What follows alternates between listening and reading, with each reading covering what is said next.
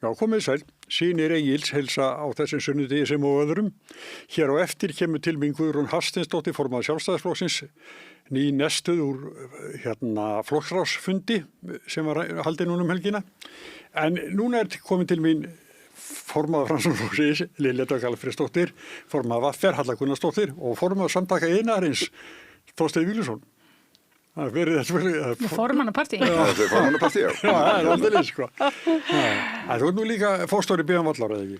Jú, eða Eignarhaldsfélagsins Hotstein sem á síðan þá BM Vallar og Björgun Sement sem eru dótturfélag. Það nú kannski eðlilegt að ruglaði saman í þetta. Já, ég er nú alin upp hjá BM Vallar, má ég segja, ég hef lært að vinna þær 13 ára gamall. Í ykkur barnaþrælkun.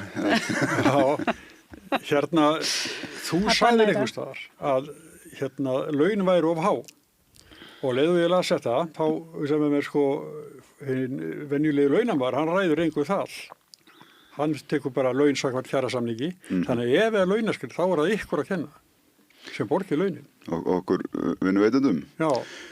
Jú, vafalítið má heimfæra eitthvað af þeirra ábyrgð yfir á, ef að segja þá, það ætti þá að heita ykkur lausatök ef svo væri en auðvitað sjáum við alveg að bæði hér og á Norðurlöndunum sem við berum okkur gætna saman í vinnumarkaðslíkunum, þetta svona áþekk vinnumarkaðsmódel, ef maður mætti orða það þannig, þá auðvitað launaskrið, það alltaf hækkanir umfram kjarasamninga, hlutið náttúrulega bara innbyggður í kjarasamningana, það réttinda ávinnsla tengd aldri eða menntun, færni, einhverjum slíkum þáttum sem að fólk eðlilega að taka launahækkanir samkvæmt, en síðan auðvitað einhvers konar markaðs þrýstingur á laun öllum stundum þegar mjög lágt atvinnuleysi þá hafa laun til einhver til þess að vera að hækka umfram kjarasamningshækkanir. Ég eiginlega vissu það að það fólk sem vinnur næst hér, það ekki á launadagsstað sem að halla yfir samið Nei, ég get þetta alveg sagt með bara stolti að heilt yfir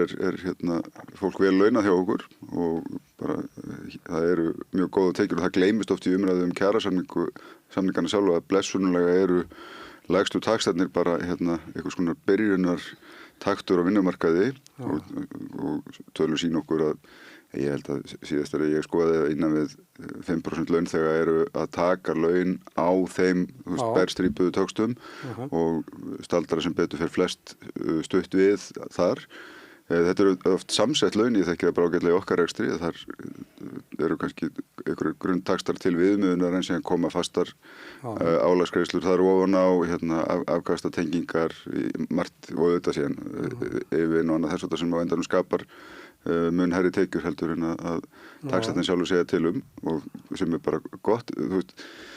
Þegar ég segi laun eru há, eða þá kannski segi ég frekar þau hafa hækkað meira heldur en efni stóðu til og þar tengi ég bara við þróun sem við sjáum á hinum Norðurlöndunum að ég held að það verið kynnt í þjóðarsáði nýlega bara eitt slíkur samanburður þar sem að sænsk laun hafa hækkað að jafna 2% á ári frá 95 að telja meðan að við vorum í einhverjum 6 liðlega. Það kjarasamningshækkanir síðan voru þessi 2% og heildarhækkunin kannski 3 og við vorum í einhverjum 5-6% í umsömdum hækkunum og 6-7 í heildar. Ég held að við eigum að geta lært af hinn Norðurlöndunum að þetta tvennt helst í hendur og svo við getum reyfist endalaust það hvort að launin sé alltaf verðlagið eða verðlagið launin en ég held að það sé bara hringur sem að við erum föst inn í hvort sem á undan kemur og við sjáum að þetta verið ganga vel upp í nágrannalöndum okkar að taka lægri hækkanir en njóta sambærilegra kaupmáttar aukningar og við erum að njóta en við miklu lægra vaxta og verðbólgustig og það þetta kannski það sem ætti að vera sameiginlegt keppikefli okkar. Þetta er ekki umræðan að það að vera að reyna að stuða á launafólki, alls ekki. Það að vera keppikefli okkar alla að hér séu góð lífskjör og kaupmáttaraukning sé sterk og jöfn en það bara spurning hvernig við náð sambærilegum árangri við lægri verðbólgu og vexti. Halla, hefur þú minnst hugmyndu það hvað stór hluta þínu félagsfólki tekur laun umfram kjarasamninga? Já, við erum með svona kannski 20% sem vinn eftir tökstum, svo erum við með kringum 80% sem vera svo kölluð markaðslaunum Það þýðir ekkit alltaf há laun, það geta líka þýtt, við lendum oft í vandræðum með fastlaunasamninga, þar sem að fólk sett á fastlun og svo ætlast til þess að það vinni alveg látlust fyrir það. Þannig, en auðvitað við viljum auðvitað að taxtarnir sem við semjum séu í einhverju flútti við markaðslaun. Því annars ef það verður mikið bil þarna á milli, að það getur skapað svo mikla hættu bara á ójöfnuði og öðru slíku sko. Og svona sumir séu skildir eftir og aðrir fá að fljúga áfram sko. Þannig að við viljum að þessi grunnur sé sterkur og hann á að duga. Þú veist, hann á að vera nógu góður. Það alveg lykilatriði. Sem ekki. Nei, hann ekki nógu góður. Ég, ef að þið bara kíkið á taxta fyrir að vinna í verslun eða á skrifstofu, grunntaxtar þar eru lágir og bara mjög lágir og ekkit öll þau störf eru með mikið færi á eftirvinnu eða öðru slíku, þannig að það getur bara verið mjög erfitt að lifa af þessum tekjum sko. Og það alveg, veist, ef ég tek til dæmis verslununa sérstaklega sem dæmi, eitt náttúrulega bara þessi stórmarkaðir og sem að keyra sig mikið á svona fólki sem vinnur fast á daginn og svo á hlutavinnu fólki sem kemur seinnipartinn og kannski ungu fólki. En ef þú ferði í verslun sko, þá viltu þetta geta spurt út í vörurnar sem þar eru sko, og þú vilt hafa ákveðna sérhæfingu. Og og ég held að við getum tapað mjög miklu ef að við látum þessi störf bara einhvern veginn reka á reiðanum og látum eins og okkur sé alveg sama þau, því að þetta eru mjög dýrmætt störf. En ég ætla að segja bara með sko launaskriðið að ein leið til þess að líta á þær tölur sem við fáum launaskrið að segja að við höfum bara ekki við höfum ekki samið og háar hækkanir. Það hafi verið mikið svigrúm til launahækkana umfram það sem samið var í kjarasamningum. Þannig að þetta og það alveg rétt að það rétt að þræta það hvað elti hvað, en við auðvitað og okkar gögn bara sýna það að við erum alltaf að reyna að elta verðlag og við erum alltaf að reyna að halda í við, ekki bara verðlag, heldur líka náttúrulega vexti og gjaldskrár og annað slíkt. Og það gott að líta til Norðurlandana og sækja sér samanburð, en hann þarf að vera mjög heildstæður. Það atvinnuleysi til dæmis hærri en hér. Þannig að það eru líka dýrmætir og góður hlutir á íslensku vinnumarkaði sem að við þurfum að halda í. Hagfræðingur úr Seðlabankanum, fyrirverandi hagfræðingur úr Seðlabankans. Þetta vandamál að þessi yfirborguðu launataxtar? Ég tel að það sem skorti upp á núna bara öguð hagstjórn. Og ef ég kannski má aðeins fara smá í fortíðina og nútíð og svo aðeins smá framtíð, að þá blasir það auðvitað við að aðilar að síðustu kjarasamningum og sér í lagi hið opinbera að þau stóðu sig ekki í stykkinu. Það ekki hægt að ætlast til þess að eins og til að mynda veitur og ríkisstjórnin að vera að hækka gjöld verulega og það fer inn í vísitölu neysluverðs. Og þegar þú ert ekki búin að ná verðbólgunni niður í 2,5%, þá þarf bara að vera heræja á þessu öllu saman. Og ég ætla að nefna, það var alveg ljóst og við vissum það sem miðjuflokkur og flokkur heimilana að við áttum mjög erfitt uppdráttar að fara inn í næstu kosningar nema að það væri búið að ná niður verðbólgu. Og við förum sem ríkisstjórn bara í mikla vinnu við það að leita eftir samvinnu og samráði við alla lykil hagaðila. Eitt af því sem síðasta ríkisstjórn gerði var að laun æðstu embættismanna hafa sett sérstök lög 23 að þau myndi ekki hækka meir en 2,5%. Af hverju gerðum við það? Jú, við vorum að senda verkalýðshreyfingunni, samtökum atvinnulífsins og öllum skýr skilaboð að þetta væri verkefni okkar númer 1. En var þetta bara svona einskiptis eða þessi lög í gildi núna? Þetta var einskiptis. Við héldum þessu svo áfram 24, svo ríkisstjórn. Ríkisstjórn Kristrúnar Frostadóttur, hún hækkaði launin 5,7%. Hjá sjálfu sér. Þetta ég reyndar ekki sanngjarnt að orða þetta svona, ég ætla að endur orða þetta.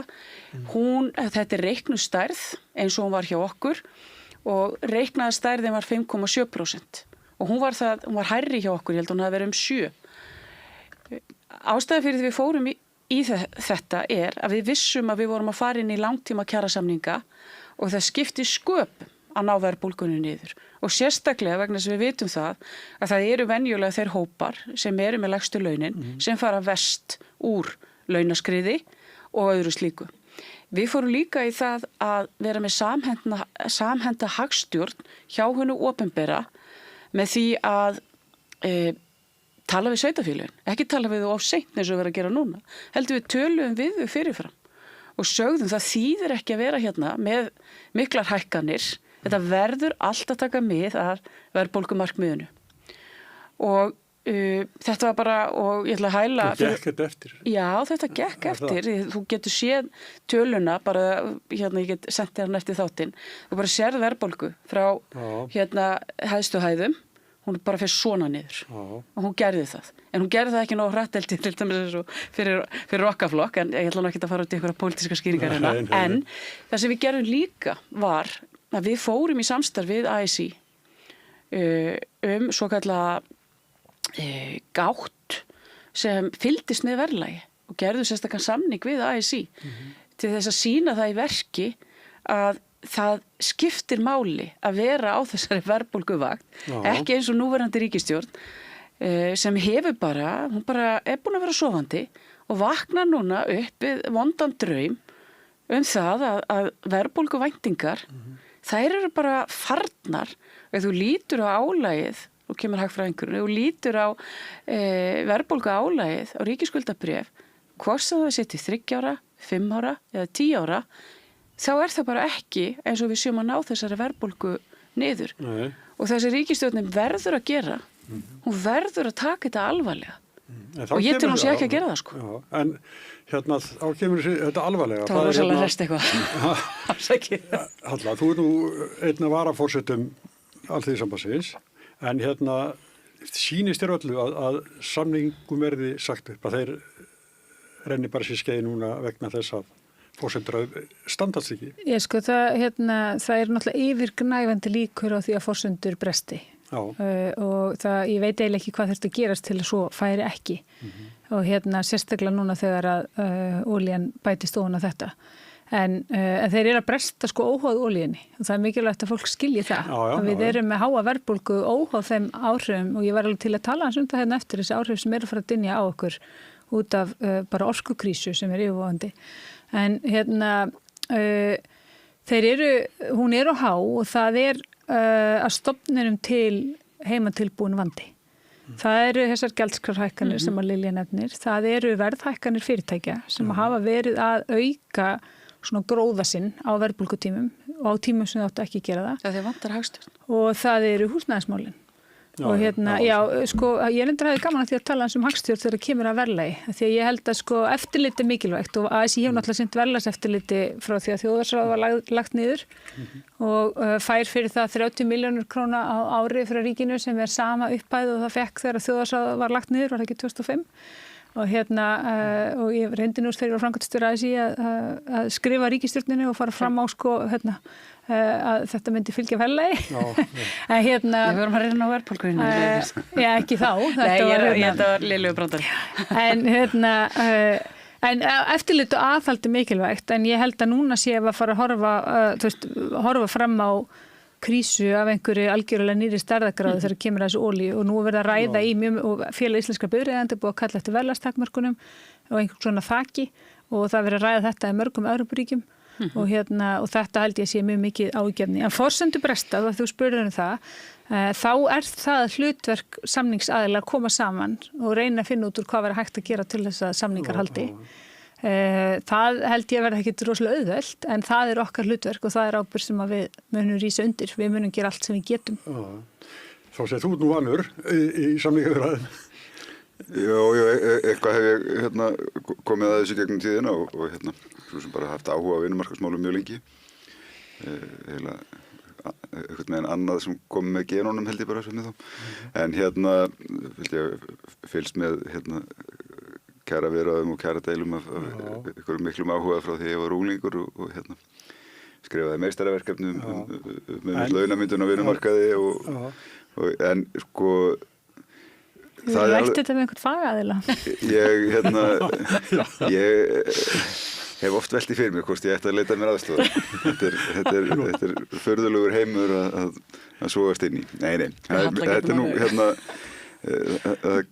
kannski það sem ég finnst nú skemmtilegast af því sem ég hef skoðað í kringum þessi vinnumarkaðslíkun heilt yfir áður en við dembum okkur aftur ofan í þunglindið er að þegar við berum saman til Norðurlöndin í heild og þar með talið okkur þar sem að þáttaka í stéttarfélögum er byrjum svona 60-90% launþega sem að sker sig algjörlega úr með við heim okkar. Evrópa liggur á byrjum svona kannski 10-30%. Langhæst hérna? Langhæst hér, við erum 90, Norðurlöndin í kringu 60. En Norðurlöndin eru með svona miðstýrt kjarasamslíkan öll, þar með talin við. Það er samið í stórum fylkingum. Það er mikil umræða efnahagslegt samhengi kjarasamninga allstaðar hér og á hinn Norðurlöndunum. Er ekki Salek? Jú, það var ein birtingarmyndin þjóðarsáttin og sínum tíma var náttúrulega önnur og þetta er verið endurtekin umræða. Ég veit ekki hversu oft orðið þjóðarsátt hefur verið notað síðan að þjóðarsáttin var gerð. Það kemur reglulega.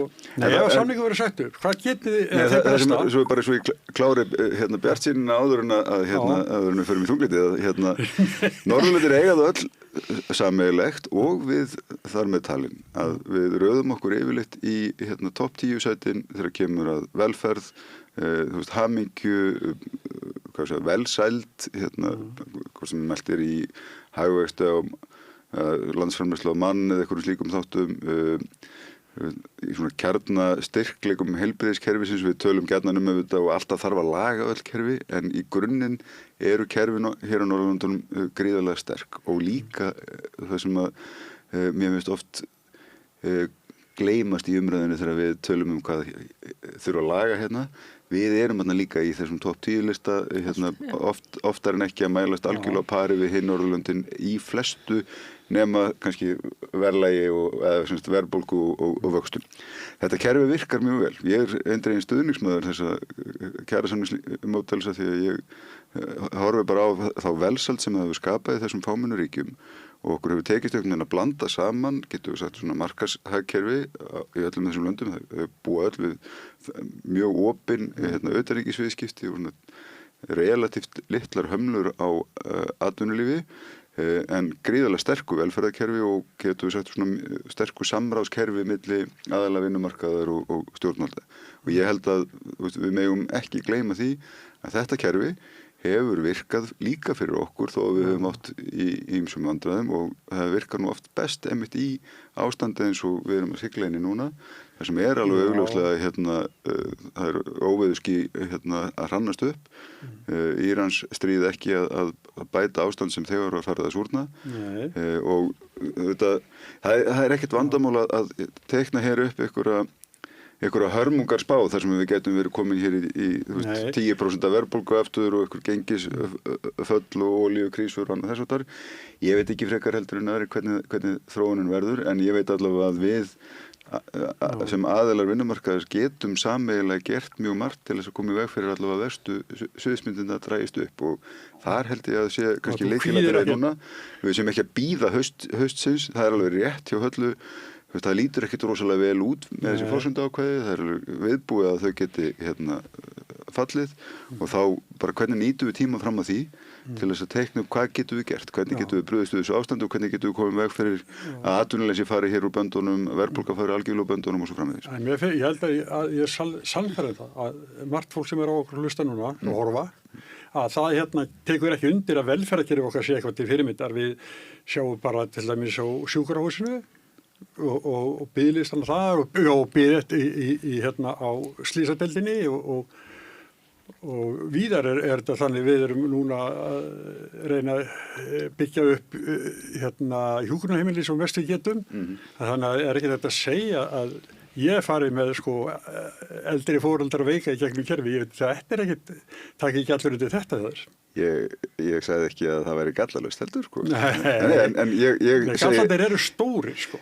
Já, en á sama skapið má segja grunnþjónustun sem við fáum, sérstaklega bara þegar við lendum til dæmis í áföllum. Ég veit alveg að þjónust okkar gagnvart eldri borgurum mætti vera mun betri og við höfum vanrækt uppbyggingu hjúkrunarheimila. Það gleymist nú oft í að það var svo sem að hluta til markvisst verið að reyna að auka heimaþjónustu á móti og annað þess háttar sem að hefur verið gert og að mörgu hluti mjög góð en það við brugðumst of seint við augljósri fjölgun eldri borgara og við þurfum að ná í skottið á okkur þar. Já, það er alveg augljóst að sjúkrahúsið er að líða mjög mikið fyrir það sem sá viðkomustaður í, ég bara reynda það sjálfur gagvart. Ég held að það sé ekki til svo deild á Landspítalunum sem er ekki með meir en 100% rúmanýtingu. Sem bara segir okkur hvað. En þetta og verður alltaf viðvarandi viðfangsefni samfélags, hvernig styrkjum við þessar grunnstóður okkar og bætum það sem bæta þarf hverju sinni. En ég bara segja að það má heldur ekki gleyma hinnu að í grunninn eru þetta mjög sterk kerfi. Þau mættu alveg vera betra á mörgum stöðum en svona þessi almennu lífskeiði með kostnaðar litla heilbrigðisþjónustu, nær ókeypis menntun, félagslegur hreyfanleiki okkar sem er lykilatriði í góðum samfélögum er mikill. Þetta eru mikilvægir þættir sem við þurfum að Formaður Framsóknarflokks sem biður orðið. Lilja gjörðu svo vel. Já, ég ætla að taka undir með ykkur báðum. Við erum á fyrsta sæti á lífskjara lista Sameinuðu þjóðanna, Ísland, og við erum með þjóðatekjur í topp 10 í veröldinni. Það er hins vegar alveg rétt að við þurfum að gera betur, sérstaklega varðandi bráðamóttökuna og varðandi hjúkrunarheimilin og það eru til fjármunir í það og ég ætla bara að fagna því hvernig ríkisstjórnin er að fara í það mál. Það var auðvitað undirbúið á okkar vakt en ég bara fagna því sem er velgert. Og mér finnst ég ætla að hæla henni Ingu fyrir það að hún meiri sér tekur þetta það nærri sér og hún flyttur þetta með sér í barnamálaráðuneytið og ef það er ekki pólitísk nýsköpun þá veit ég ekki hvað. Það breytir því ekki hins vegar þegar ég var að segja hvar við erum stöddvarandi efnahagsmálin að það þarf að fara í aðgerðir núna. Það má ekki bíða fram til haustsins og vera að ræða og eins og forsætisráðherra hún segist, hún kemur og er kosin inn og hún sem er plan. Ég hef enn ekki séð þetta plan en hún ætlar samt að halda sig við planið sem er augljóslega ekki að virka. Og mín ráð til ríkisstjórnarinnar eru þau að í fyrsta lagi að taka upp bara svo kallega verðbólgusíu, að það fer ekki til gegn aðgerðir hins opinbera eða aðgerðir ríkissjóðs, það sé bara sett stopp á það sem veldur verðbólgu og það var alveg augljóst að þessi vörugjöld og kílómetragjöldin voru að fara að valda verðbólgu og þetta var alveg til umræðu hjá síðustu ríkisstjórn. Ástæðan fyrir því að ég var sjálf mótfallin því vegna þess að ég vissi að við vorum á mjög góðri leið með að ná verðbólgunni niður og þá tekur þau bara ekki svona áhættu að því þú þarft að vera búin að ná verðbólgunni og hún þarf að liggja. Já, og þannig að ég myndi byrja á því að setja á verðbólgusíu og svo að sjálfsögða nálgast verkalýðshreyfinguna í öðru lagi og atvinnulífið og fara bara yfir það núna og búa til sviðsmyndir. Aðrar ríkisstjórnir eru að bregðast við. Ég sá að Spánn var að kynna núna aðgerðir út af olíukrísunni og flestir eru svona hugsa þetta er að fara að hafa verulega áhrif á lífskjör og þá þarftu þetta sérstaklega að skoða þá hópa, hvernig kemur það við.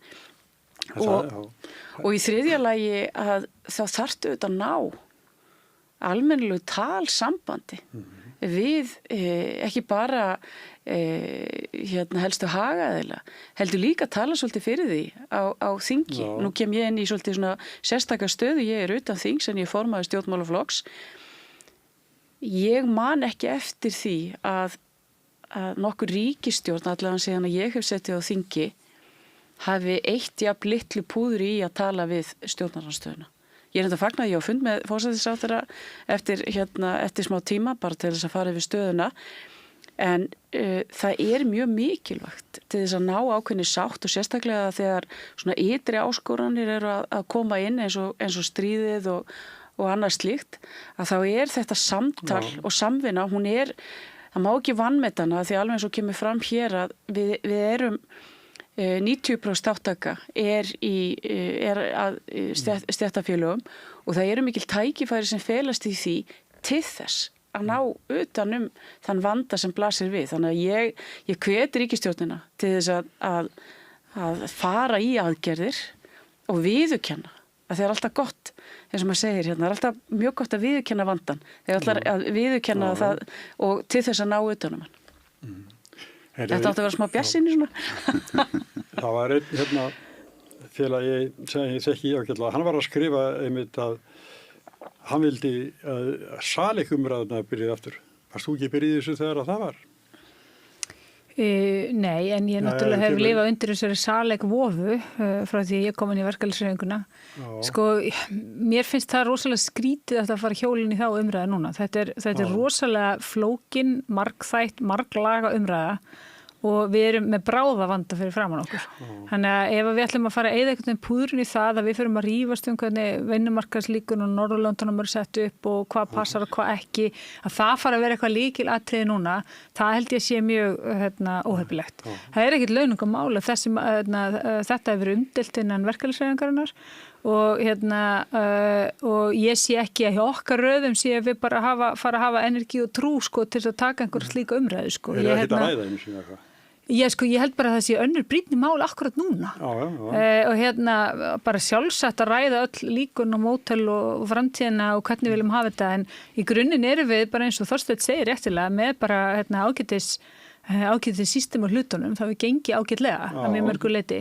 En akkurat núna þá blasir við okkur að verkalýðshreyfingin undirgekkst og launafólk undirgekkst kjarasamninga með launahækkunum undir verðbólgu og tóku mikla áhættu.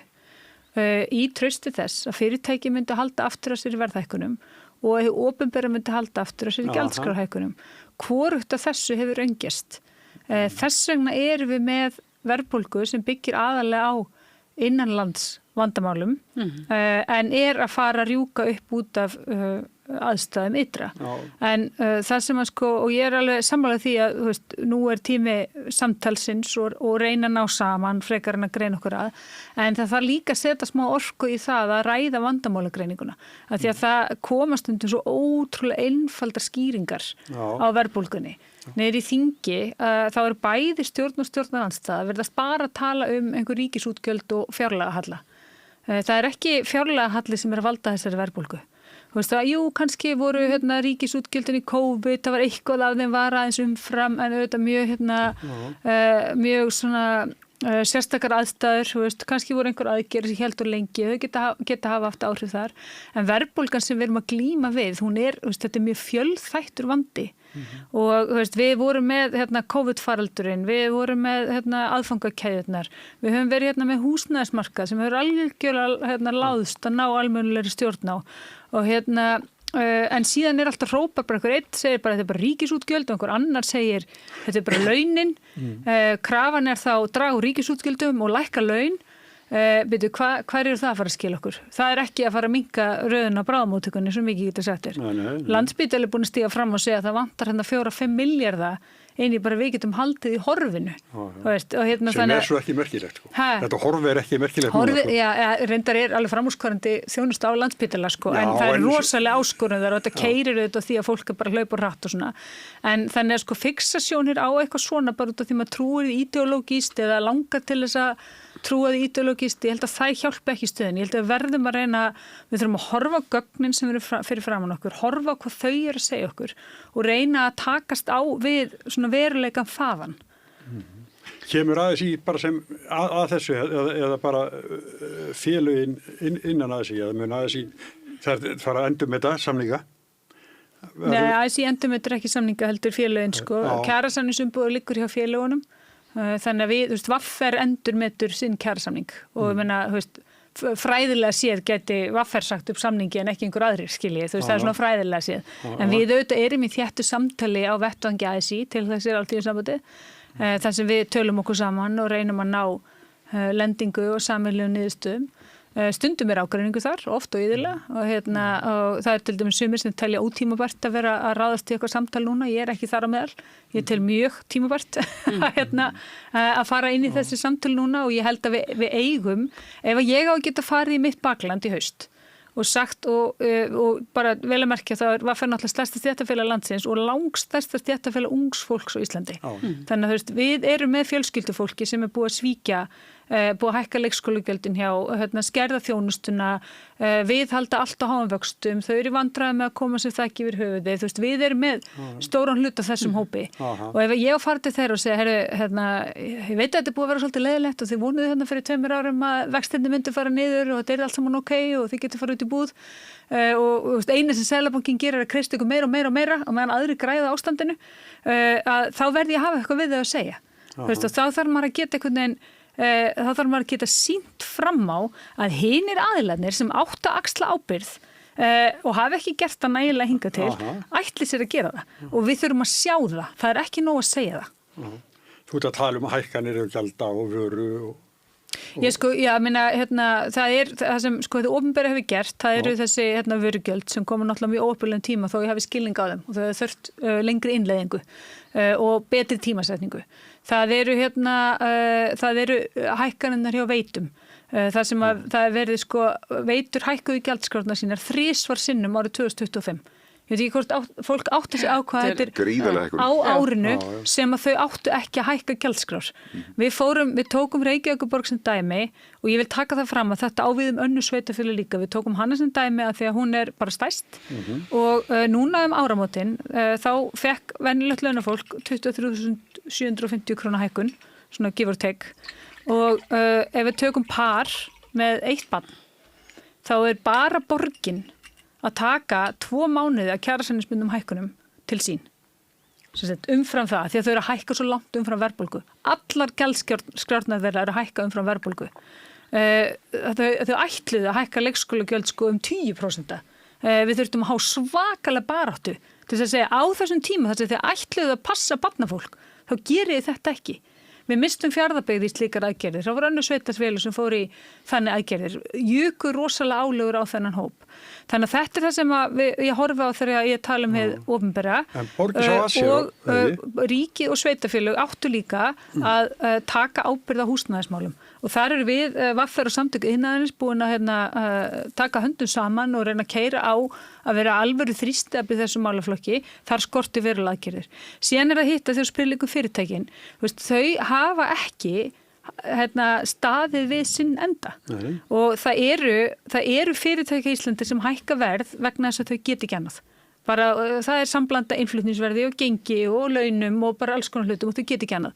En það eru stór fyrirtæki á Íslandi sem ráða mjög miklum verðlagningu sem hækka verð einfaldlega vegna þess að þau geta það. Og þetta er það sem kallað hagnaðardrifin verðbólga, greedflation, og er bara að verða alvarlegra vandamál og mun verða það í olíukrísinu sem er framöndan. Þannig að þarna verður einhvern veginn að finna einhver sterkari stýritæki heldur en bara við sem einhver hafa eftirlit og benda á að sé verið að hækka mikið. En það sem er að hækka, það er vörurnar það sem er fákeppni. Þær eru að hækka mest, innlend vara er að hækka mest. En ég sé fullt, ég bara veit hlaðborða aðgerðum sem var hægt að gera ef við myndum fara í þetta samstilta átak verðin að ná þessu niður. Sem að myndu kannski hjálpa okkur í verkefnishreyfingunni að fara til okkar fólks og segja ömurlegt, þú veist, þetta er búin að glötu 2 ár, reynda 3 og þú tökur hávaxtastefnun allavega aftur og verðbólguna. En nú ætlum við að reyna þetta.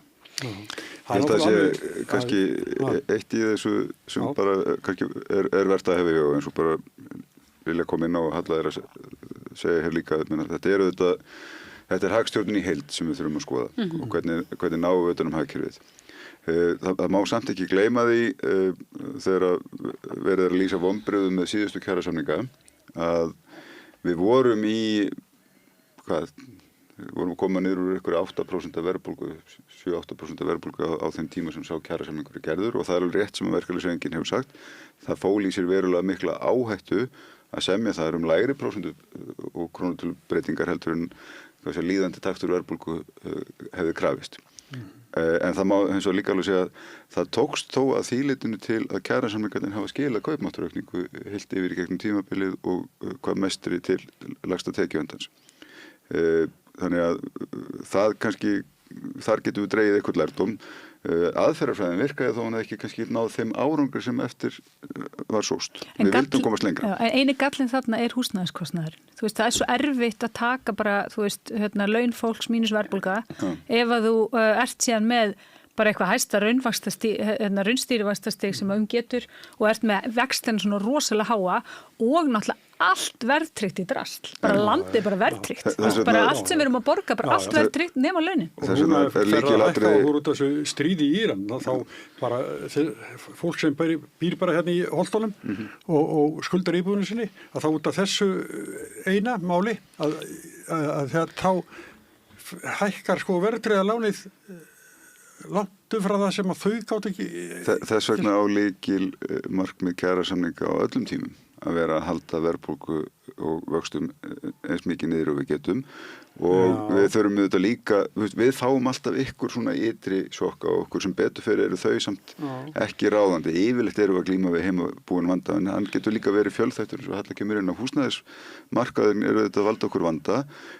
Skipulagsferlar eru allt of tafsamir, lóðaframbúð er ekki nægt og það þarf auðvitað að tryggja að það sé verið að byggja nægilega mikið og líka þá nægilega mikið því húsnæði sem er raunverulega vantar inn á markaðinn til og þar hefur við fundið mikinn samhljóm með VFR og verkalýðshreyfingunni heilt yfir og ég held að það sé mjög margt sem við getum gert þarna og það er alveg hárrétt sem að hér er nefnt við þurfum að skoða til dæmis þá löggjöf sem snýr að þessum þá einokunar fyrirtækjum sem eru eins og veitur og hitaveita og rafmagn í dreifi kostnaði sem að undir opinberu verðlagseftirliti og hvernig stendur á því að svona miklum hækkunum hleypt í gagnrýni lausn.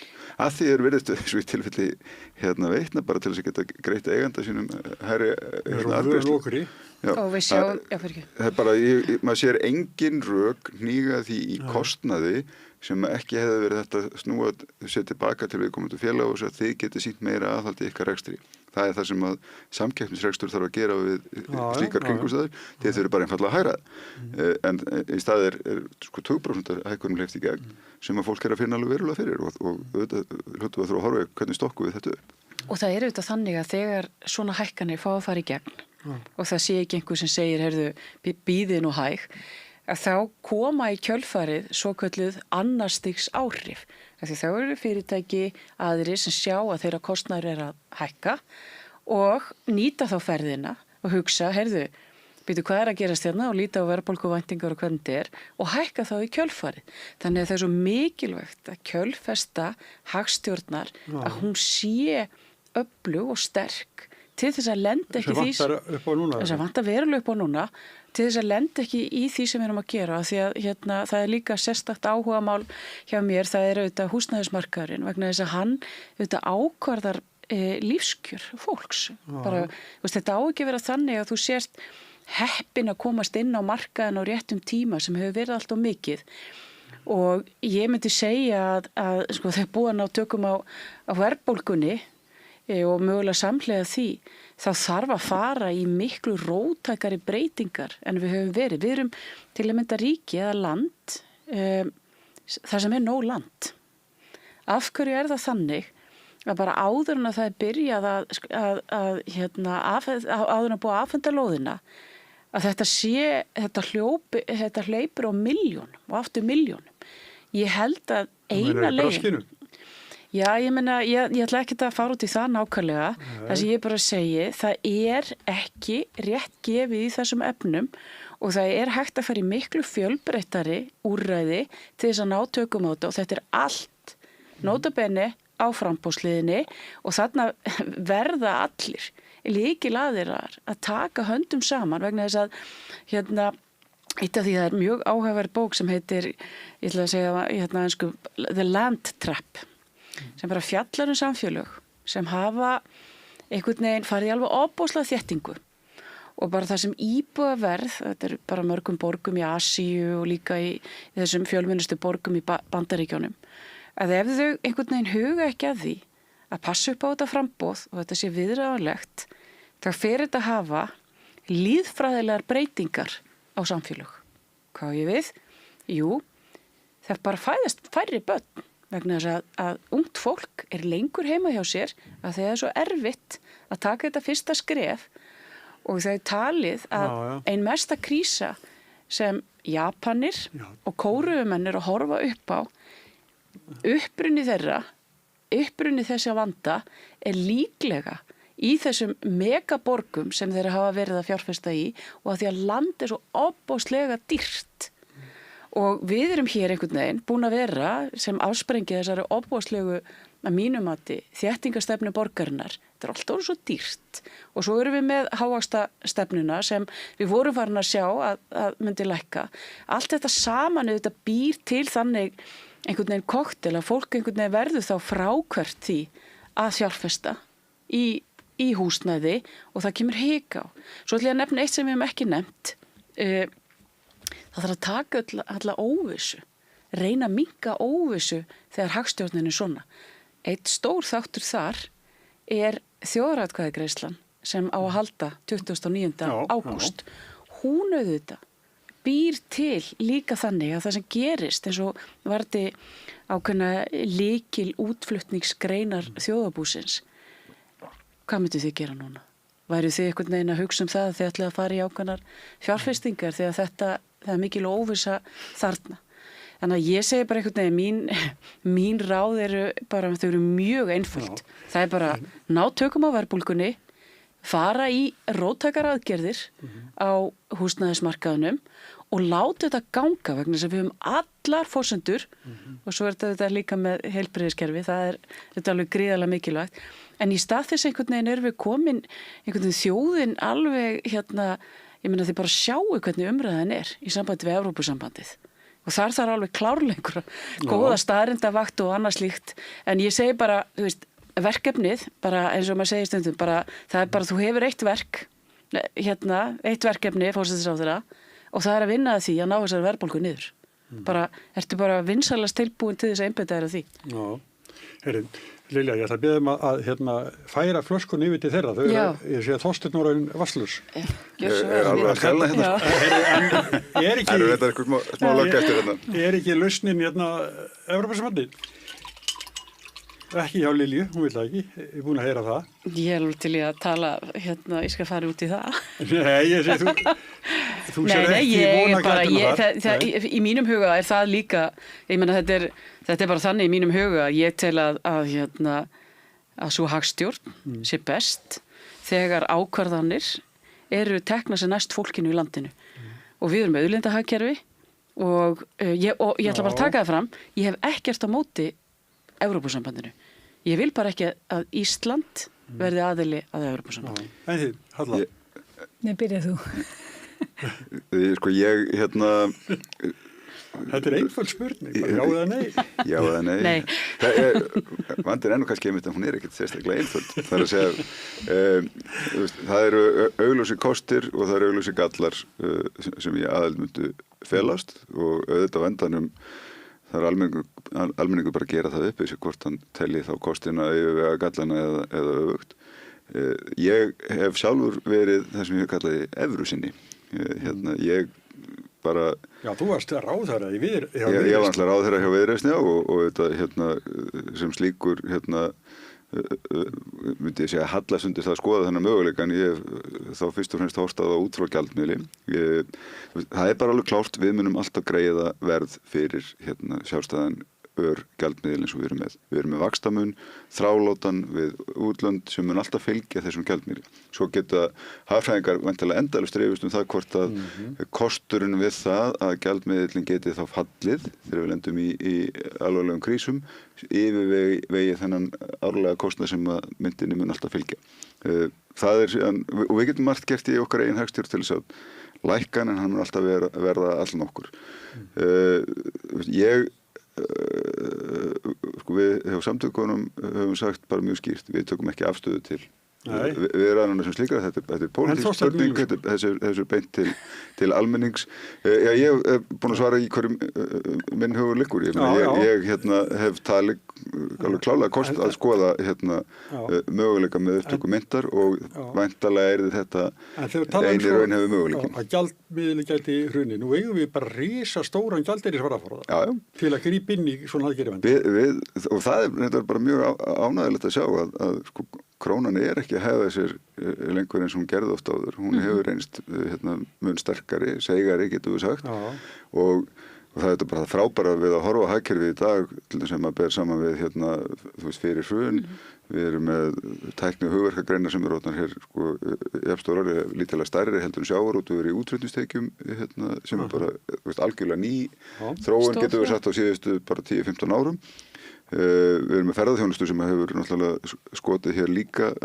Við erum komið með þá 2 nýjar stoðir undir gjaldmiðilinn í gjaldeyrisöflun sem frábært og ég held að það sé alveg ljóst að við erum í raun og veru getum lifa við mun hærra raungengi sem skemmtilega hagfræði hugtak heldur en við áður gátum.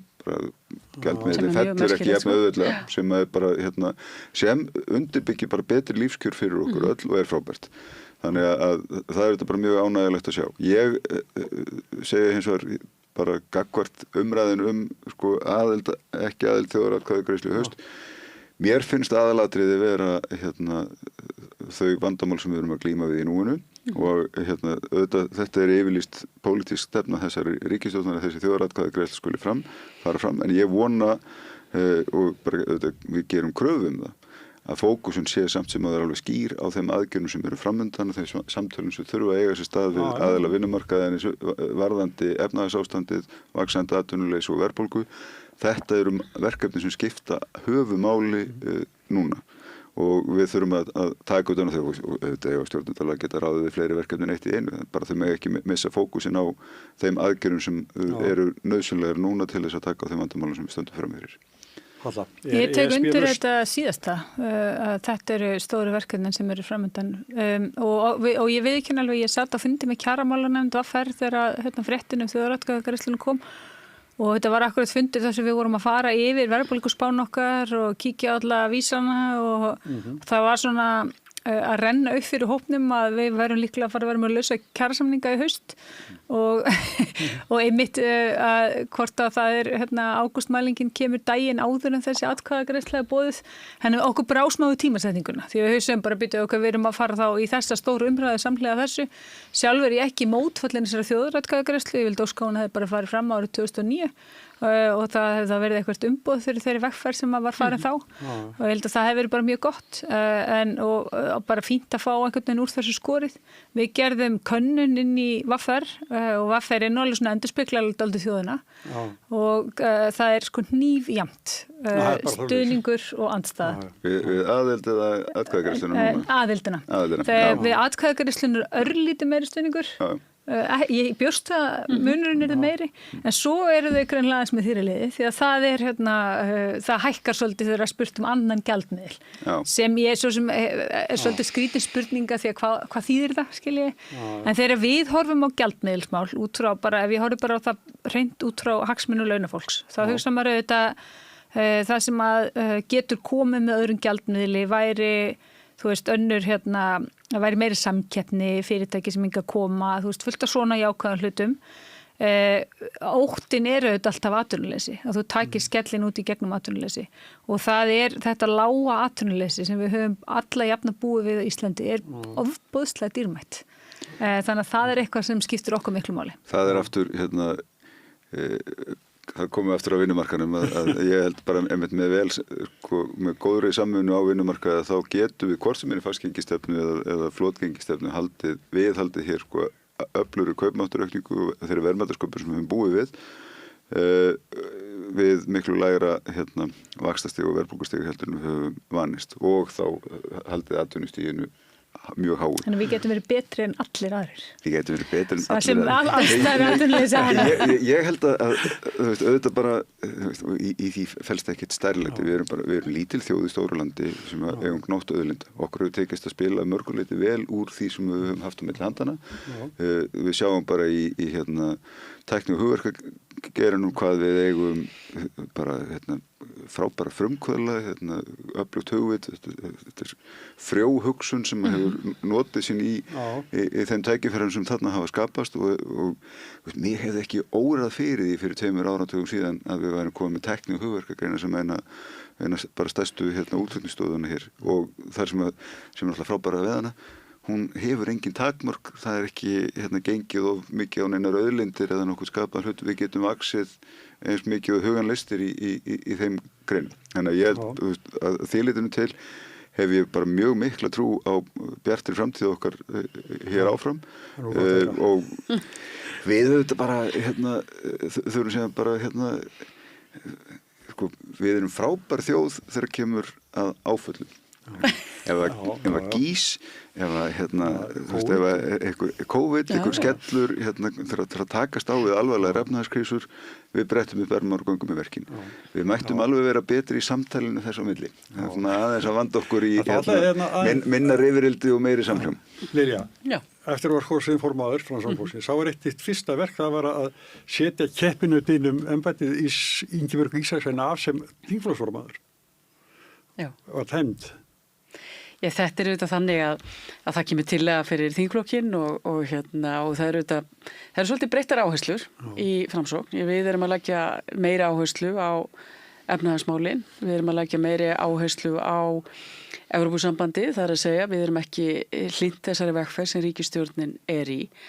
Og það er auðvitað þannig að þá hefur, sem sagt, það er komið nýr þingflokksformaður sem heitir Stefán Vagn Stefánsson og við erum mjög samstíga í þessari nálgun og þannig að það var bara tekin ákvörðun það af þingflokknum og auðvitað, ég skal bara alveg vera hreinskil, þetta er alltaf flókið, það er alltaf flókið að fara í svona en við erum núna í margra ára vegferð, þetta er ekki vegferð sem, það er ekki verið að tjalda til einna nætur, ég meina við þurfum að endurnýja erindi okkar, við þurfum að endurnýja erindið okkar til að mynda, við erum miðjuflokkur, við erum róttækur umbótaflokkur og róttækur umbótaflokkur, hann verður auðvitað að tala fyrir hugmyndum sem aðrir eru að líta á sem þeir telja að það sé skipti máli og ég nefni það bara til að mynda, við erum að koma með núna inn í umræðuna svo kallega verðbólgu síu sem við erum að vonast til þess að stjórnvöld horfi á og breyti út frá því að það sé ekki verið að taka ákvarðanir sem tengjast efnahagsmálum og það sé verðbólgu hvetjandi. Við munum fara mjög sterkt inn í húsnæðismarkaðin. Þar verð ég með hópa mjög öflugu ungu framsóknarfólki sem við viljum gera svo kallaðan lífskjara sáttmála fyrir ungt fólk sem við erum þegar byrjuð að undirbúa fyrir næstu kosningar. En mér langar kannski aðeins að, þannig að þú veist, það þurft að gera ákveðna breytingar út af þessari vegferð sem við erum í. En mér langar kannski aðeins að fá að nefna það sem Þorsteinn var að fara yfir. Það er þessi samsetning og hvernig hagkerfið okkar hefur að þróast. Ég held ég geti fullyrst að það sé ekkert annað hagkerfi sem hafi náð á jafn stuttum tíma að koma með svona fjölbreyttar nýjar útflutningsstoðir. Það er mjög flókið að því að útflutningsgreinar eru auðvitað í samkeppni við allan heiminn. Að það að við séum með í raun og veru komið 4 nokkuð sterkar stoðir, það eru auðvitað sjávarútvegurinn, það eru orkan og hvernig við flytjum hana út og svo er það ferðaþjónustan hátækni geiranir. Þetta hefur okkur tekist þrátt fyrir krónuna. Og margir hafa talað krónuna og ég meina ótrúlegasta fólk kemur í viðtöl og segir að við þurfum bara að ná meiri gengistöðuleika. Meðan staðreyndin er svo að alveg frá svona cirka 2018 þá hefur bara krónan verið býsna stöðug. Hún hefur verið stöðugri en margir aðrir gjaldmiðlar. Er krónan gallalaus? Nei, hún er það ekki. Eru kostir við að tilheyra stærra myntsvæði? Það getur vel verið. En það sem verður þá að gera, við verðum að fara í alvöru greiningu á því hver er þá fórnarkostnaðurinn við að taka upp evru. Ég hef alltaf verið mjög skeptísk á fastgengisstefnu, flotgengi, ég er kannski komin í flotgengi þar að segja að þú ert með þá gjaldmiðil sem verðið á honum ræðist á markaði vegna þess að þú þarft flest öll svona fastgengis myntráð og annað slíkt það hefur þegar það reynir á það til að mynda í nefni ríki eins og Argentínu og fleiri að þá hefur það bara ekki gengið upp. Þá hafa venjulega gjaldeyrisforðanir ekki verið nægilega stórir og svo óbúslega miklu kosta til. Það sem ég er bara að benda á er að það er ástæði fyrir því að hér hefur verðmætasköpun verið mikil. Það er ástæði fyrir því að við skipum fyrsta sætið á lífskjara lista Sameinuðu þjóðanna. Og við getum alltaf gert betur, en horfum á það hvernig við höfum náð árangri. Og ég er þess samfærð Sigurjón, að þetta snýra svoköllu eignarhaldi á þeim ákvörðunum sem eru teknar varðandi þitt nærumhverfi. Það sem að gerast í Evrópusambandinu núna, og það ekki hægt að horfa fram hjá því, hvort sem það Draghi skýrslan sem gefur í raun og veru verðmæta sköpun í Evrópu hálfgerða fallengun. Það komið yfir 140 tillögur það hvernig ætti að bæta umhverfið. Það búið að hrinda held ég framkvæmt hvort það sé einhverjir 20. Næst kemur Letta skýrslan sem segir nákvæmlega það sama. Og núna í síðustu viku segir fyrir mig maðurinn minn, Kristína Lagarde, sem seðlabankastjóri Evrópu, hún segir bara, heyrðu þið krakkar, því við bara verðum að taka okkur hérna á ef við ætlum að standa okkur í samkeppninni við Bandaríkin, við Kína. Akkur eru við þá þegar við erum búin að ná þessum hagvexti og sem alveg ótrúlega hvernig talað hagvöxt hjá ríkisstjórninni. Það einhvern veginn alltaf verið að tala hagvöxt á per mann, meðan þau hljóta að vita það bara til að mynda að tölur mannfjölda á Íslandi eru bara ekki í lagi vegna þess að við erum mjög sniðu í að telja fólki sem kemur inn en svo bara heill hellingu sem að fara út þannig að nefnarinn ekki í lagi. Ég ætla ekki að, þú veist, þetta orðið svona eitthvað pínuflóki hérna hjá mér en það sem ég bara að segja og okkur hefur tekist að búa hér til mjög góð lífskjör og við höfum gert það á eigin dugnaði og með því að vera framsýn og bæta hagkerfið okkar.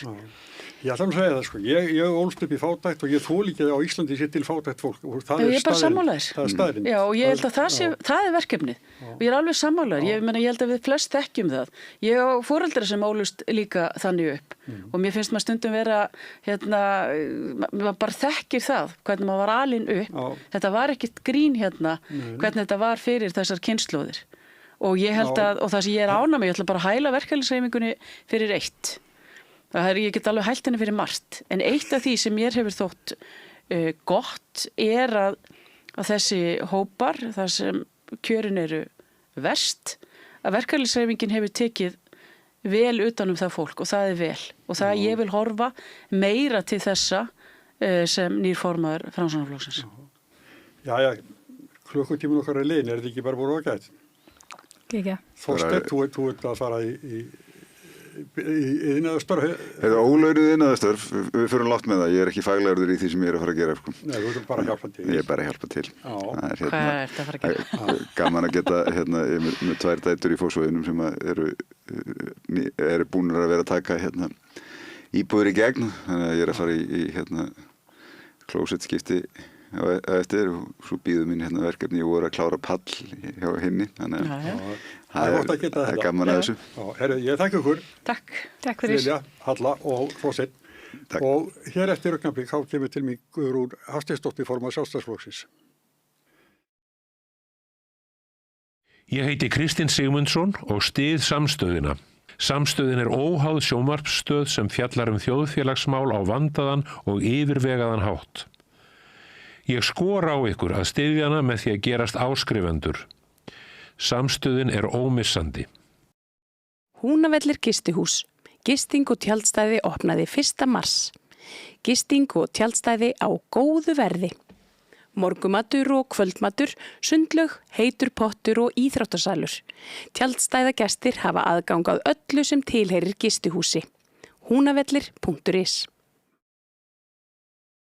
Öflug verkalýðshreyfing er lykillinn að öflugu samfélagi.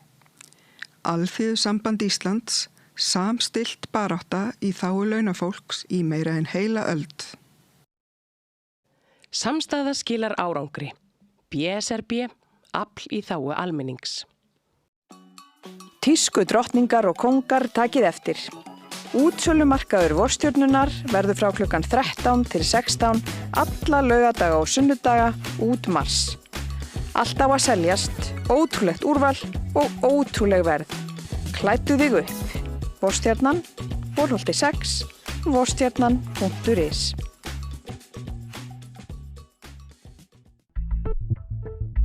Langar þig að byggja hús? Við hjá Arkitek færum þér heildalausnina. Lóðir, hönnun, framleiðsla og uppsetning. Skoðaðu heimasíðun okkar, arkitek.is og hafðu samband. Kennarar eru þrefalt líklegri en ófaglærðir til að halda áfram í kennslu. Börnin okkar eiga skilið fagmennsku og stöðuleika. Fjárfestum í kennurum. Kennarasamband Íslands. Það geta allir sýnt góðvild öllum og það ekki bara geta, heldur á fólk að sýna öllum og öllu góðvild og það engin vandi, sko. Ég heiti Edda Björgvinsdóttir og ég trú á góðvild. Samlokubrauð, maltbrauð, tékkneskt brauð, súrdeigsbrauð, brauð ársins, Bernhöfts bakari, íslenskt handverk síðan 1834. Alþýðufélagið eigandi samstöðvarinnar. Markmið félagsins að auðga og bæta umræðu í samfélaginu. Allir geta gengið í Alþýðufélagið með því að skrá sig fyrir áskrift að samstöðinni. Samstöðin.is. Hjálpið okkur að byggja upp dreifikerfi samstöðvarinnar með því að læka síður samstöðvarinnar á YouTube og Facebook.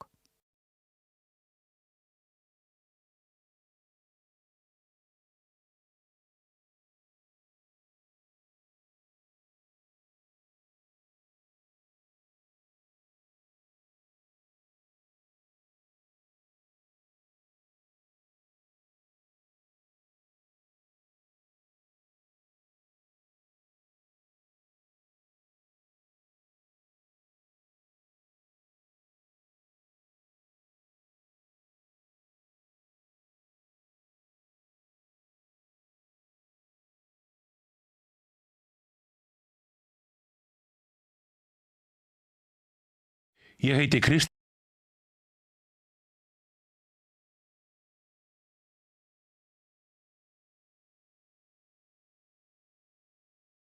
Ég heiti Þórhildur Þorleifsdóttir. Á samstöðinni fjörug, opin, skemmtileg og gagnrýnin umræða allt milli himins og jarðar. Samstöðin á erindi inn á öll heimili. Jæja, krakkar. Þetta síðasti dagurinn minn. Ég ætlaði náttúrulega aldrei að fara að vinna sem leiðbeinandi. Ég hef náttúrulega aldrei lært þetta, að kenna. Ég lærði nefnilega hagfræði. Hæ krakkar, ég nýju kennarinn ykkar. Ég búið með 5 ára kennaranám og ég hlakka til að vera með ykkur þangað til þið útskrifist. Fjárfestum í kennurum. Kennarasamband Íslands. Við viljum að okkur verði miskunnað og við skulum miskunna öðrum. Ég heiti Bogi Ágústsson. Ég trú á miskunnsemi.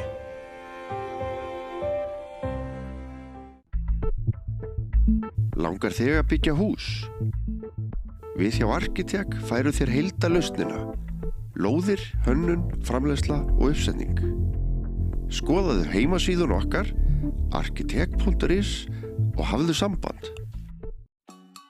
Tísku drottningar og kongar takið eftir. Útsölumarkaður vorstjörnunar verður frá klukkan 13 til 16 alla laugardaga og sunnudaga út mars. Allt á að seljast, ótrúlegt úrval og ótrúleg verð. Klæddu þig upp. Vorstjörnan, Borholti 6, vorstjörnan.is. Samlokubrauð, maltbrauð, tékkneskt brauð, súrdeigsbrauð, brauð ársins, Bernhöfts bakari, íslenskt handverk síðan 1834. Öflug verkalýðshreyfing lykillinn að öflugu samfélagi. Alþýðusamband Íslands, samstillt barátta í þágu launafólks í meira en heila öld. Samstaða skilar árangri. BSRB, afl í þágu almennings. Hótel Bjarkarlundur opnar 1. apríl. Morgunverðarhlaðborð frá 7, veitingarstaður opinn til 21, gisting, rafmagnshjólaleiga, kajakleiga og tjaldsvæði. Hótelbjarkarlundur.is. Alþýðufélagið frábær hugmynd. Félagsgjöld í Alþýðufélagið krónur 2.750 á mánuði og renna óskipt til dagskrár og útsendinga samstöðvarinnar. Samstöðin.is. Gerist áskrifendur á samstöðinni og taki þátt í að byggja upp öfluga og róttæka samfélagsumræðu.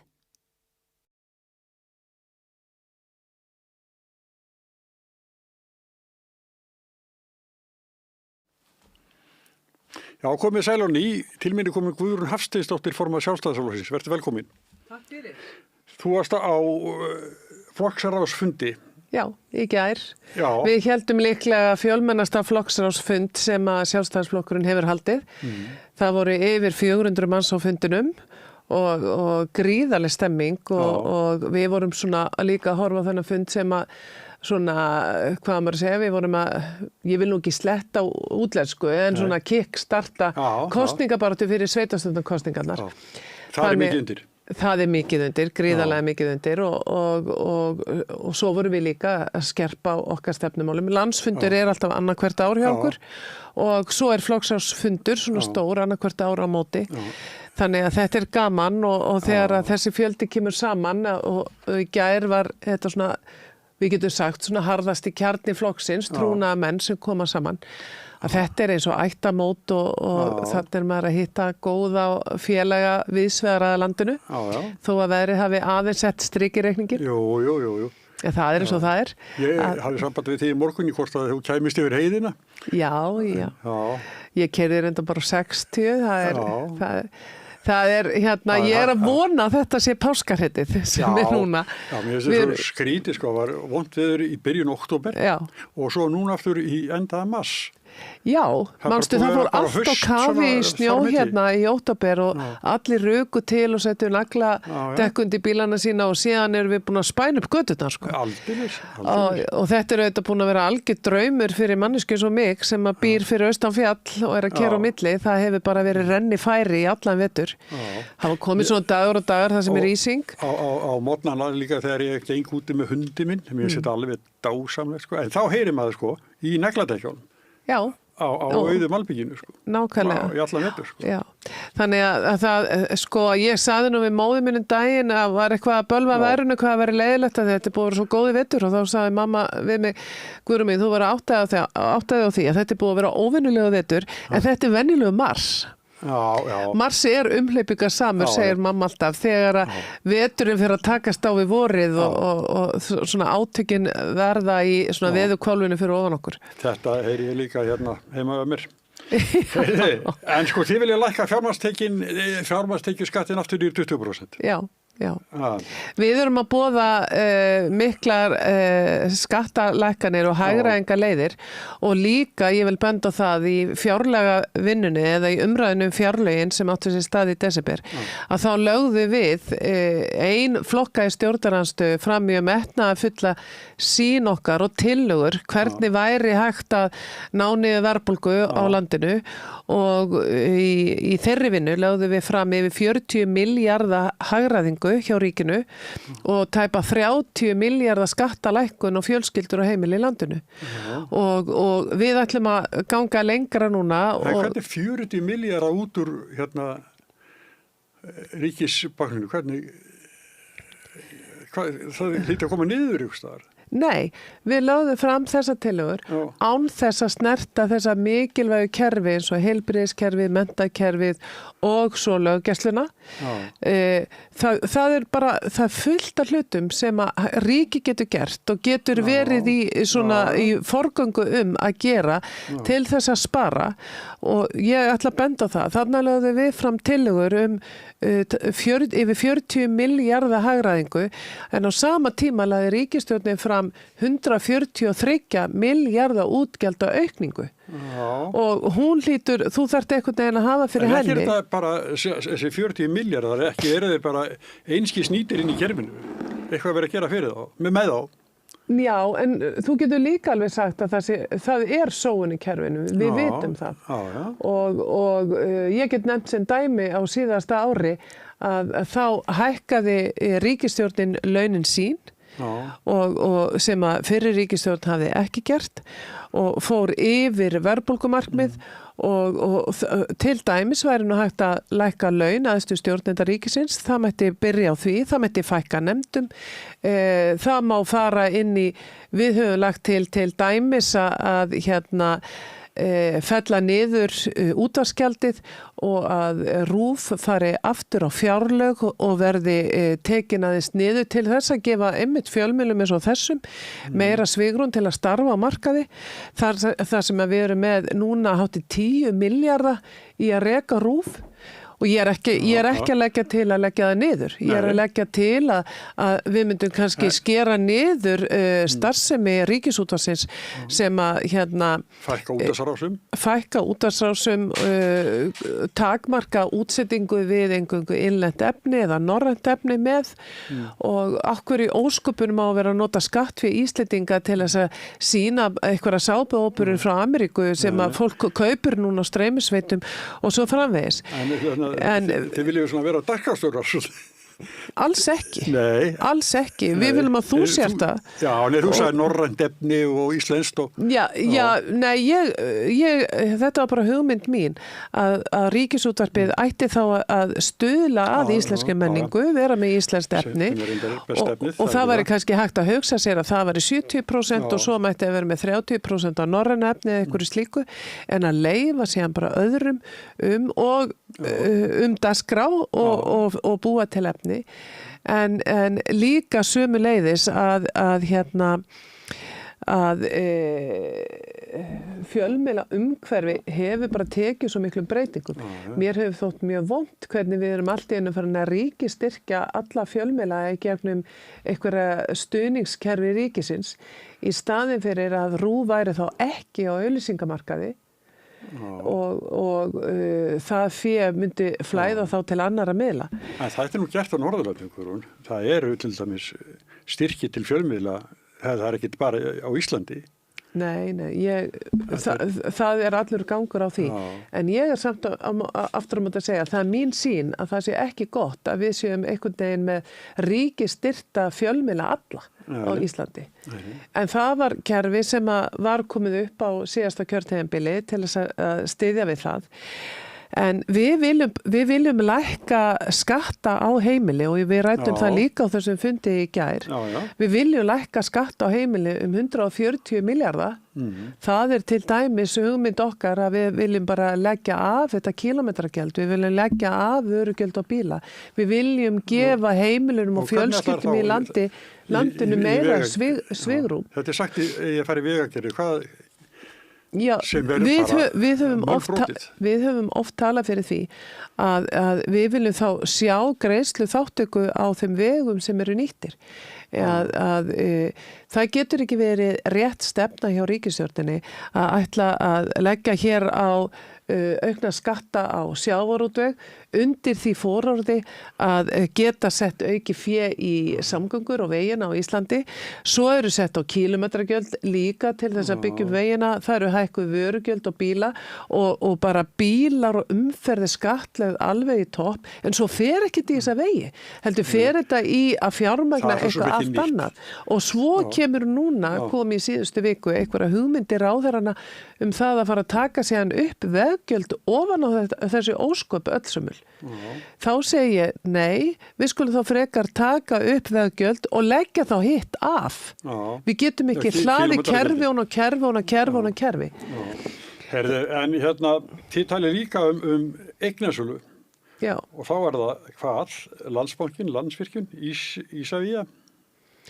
Við höfum ekki talað fyrir því að selja Landsvirkjun. Nei. En ég hef talað fyrir því að selja Landsbankann.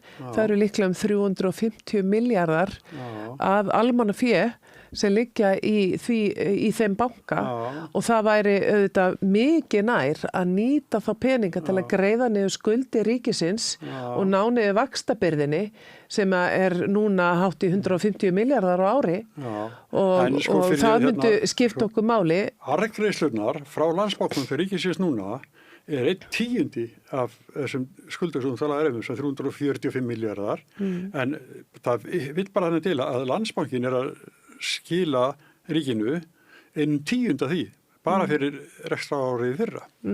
Já, en aftur ef að við getum nýtt þetta fé til þess að greiða niður skuldir, þá erum við að fara að spara 20 milljarða í vaxtagreiðslur sem að núna leka út úr þjóðarbúinu. Já, þú vilt gera þetta svona bara fá bara 350 milljarðana en ekki einu sinna ári greiða niður skuldir. í 10 ár. Þannig að við getum í staði fyrir að vera að eyða hér milljörðum og milljarða ofan til þess að greiða fyrir vexti, að þá vil ég nota það fé til þess að skapa þá eitthvað annað, byggja eitthvað upp, nýta það í framkvæmdir, hvort sem að það eru vegir, sjúkrahús, menntastofnanir eða eitthvað annað.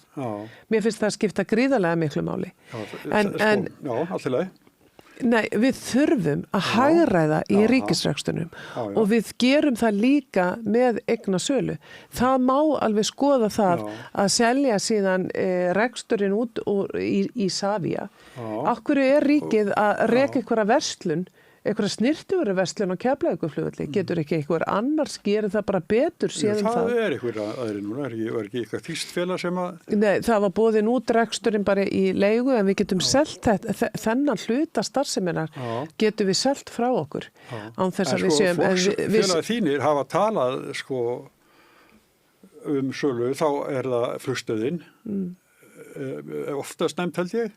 Hún hefur oft verið nefnt. Landsvirkjun, hluta Landsvirkjun. Nei, ég held að það hefði aldrei verið nefnt. Aftur á móti að þá hefur komið svo hugmynd.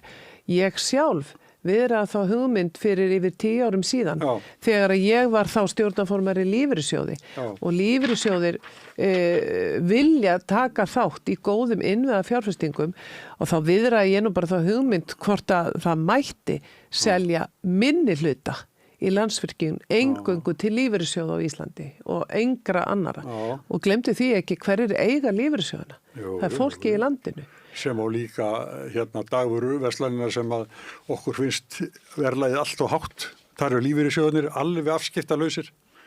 Ég get nú ekki tekið undir það að það sé alveg afskiptalausir en þegar ég var að vinna í því kerfi þá lagði ég með mjög áherslu á það að lífeyrissjóðunir myndi fylgja eftir sínum fjárfestingum.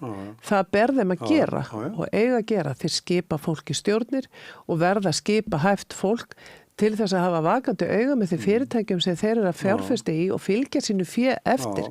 Þannig að það sé viðurandi arðsemi að þeirri fjárfestingu fyrir lífeyrisþegana og þeim til heilla. Það skiptir gríðarlega miklu máli en aftur svo ég kom að Landsvirkjun. Þetta var bara hugmynd sem ég einhvern tíma nefndi og mér hefur oft verið núið nasir. Ég vil ekki selja meira hlutana í Landsvirkjun. Og ég tel að þetta er gríðarlega mikilvægt innviða fyrirtæki sem eigi að vera alltaf í meira hluti eigu þjóðarinnar. Ég aftur á móti hef verið að það að selja Íslandspost. Það er nú fyrirtæki sem hefur ekki verið að skila neinum arði til íslenska ríkisins nema síður sé. Það hefur þurft að borga það hefur þurft að borga 100 milljóna inn í þann rekstur á síðustu árum. Hver vil kaupa Íslandspost? Ég átti við það. Það veit ég ekki en núna eru bara veruleikin er breyttur. Við erum hægt að senda sendibréf á milli okkar, við sendum SMS eða smáskilarboð í síma og svo eru komin fyrirtæki sem hafa aðlagað sig að netverslun og póstþjónustu með öðrum hætti. Ég er alveg sannfærð að einhver á þeim markaði sjáu tækifæri því að eignast Íslandspost og þá með einhverju samningi við ríkið. Af hverju er ríkið að standa í þessu? Ég veit ekki. Nei, mér finnst þetta bara vitleysa. Ég hef líka sagt það að það er algjör vitleysa að ríkið sé að selja tóbak og brennivín og rauðvín og eitthvað. Af hverju getur ríkið ekki sett mjög ströng skilyrði fyrirkomuleg sölu og svo bara verður þú ef að þú vilt selja þessa vöru þá beygir þú þig undir þann aga sem að löggjafinn Alþingi Íslendinga ákveður. Það er nú verið að brjóta þetta niður reyndar. Það er verið að selja áfengi með öðrum hætti Já, en við þurfum auðvitað samt sem áður að gera þeim aðlum það kleift að gera það með löglegum hætti og þess vegna þegar ég var dómsmálaráðherra var ég með frumvarpum að leyfa og festa í lög netverslun með áfengi á Íslandi. og það er alveg rétt sem þú segir. Þarna hefur löggjafinn, hvað þessa vöru varðar, hann hefur gefið eftir í að fylgja breytum tíðaranda, fylgja eftir að við erum núna þáttakandur í EES-samstarfi og þurfum að beygja okkur undir það. Þannig að fyrirtækin okkar, að þau verða að búa við nákvæmlega sömu samkeppni skilyrði og löndin í kringum okkur. Sko, mér langar að nefna við þið, því að ég nú svona hort á okkur á þinginu svolítið, fyrrum þingfréttamaður, hann að ég hef svona með bakteríuna þá.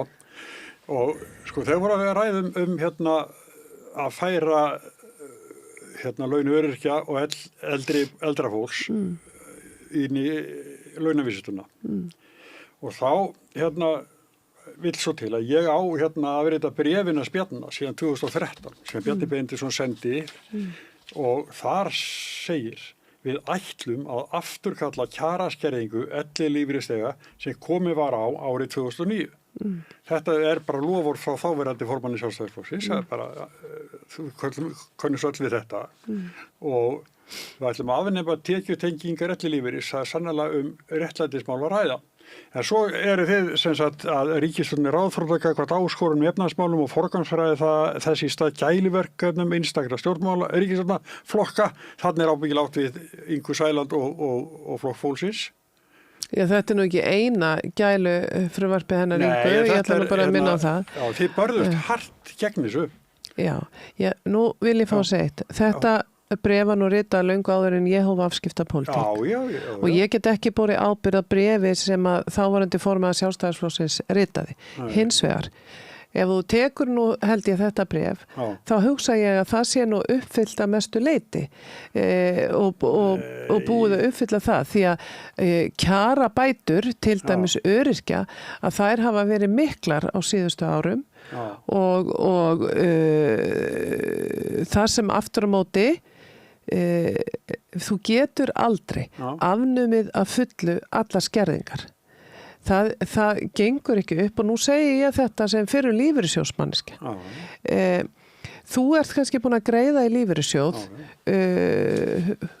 í 40 ár, verið í góðu starfi, þú hefur kannski verið tannlæknir, þannig eða flugstjóri eða eitthvað og þú ert með langt norðan við 1 milljón kannski í lífeyristekjur eða lífeyrisgreiðslur þegar þú ferð á vinnumarkaði. Það getur ekki hafa verið megin markmið þess þegar að lífeyrissjóðakerfi var sett á að þú náir svona miklu lífeyrissjóði og fáir síðan á sama tíma fullt út úr almannatryggingakerfinu þegar að þú í raun þarft ekki á því að halda.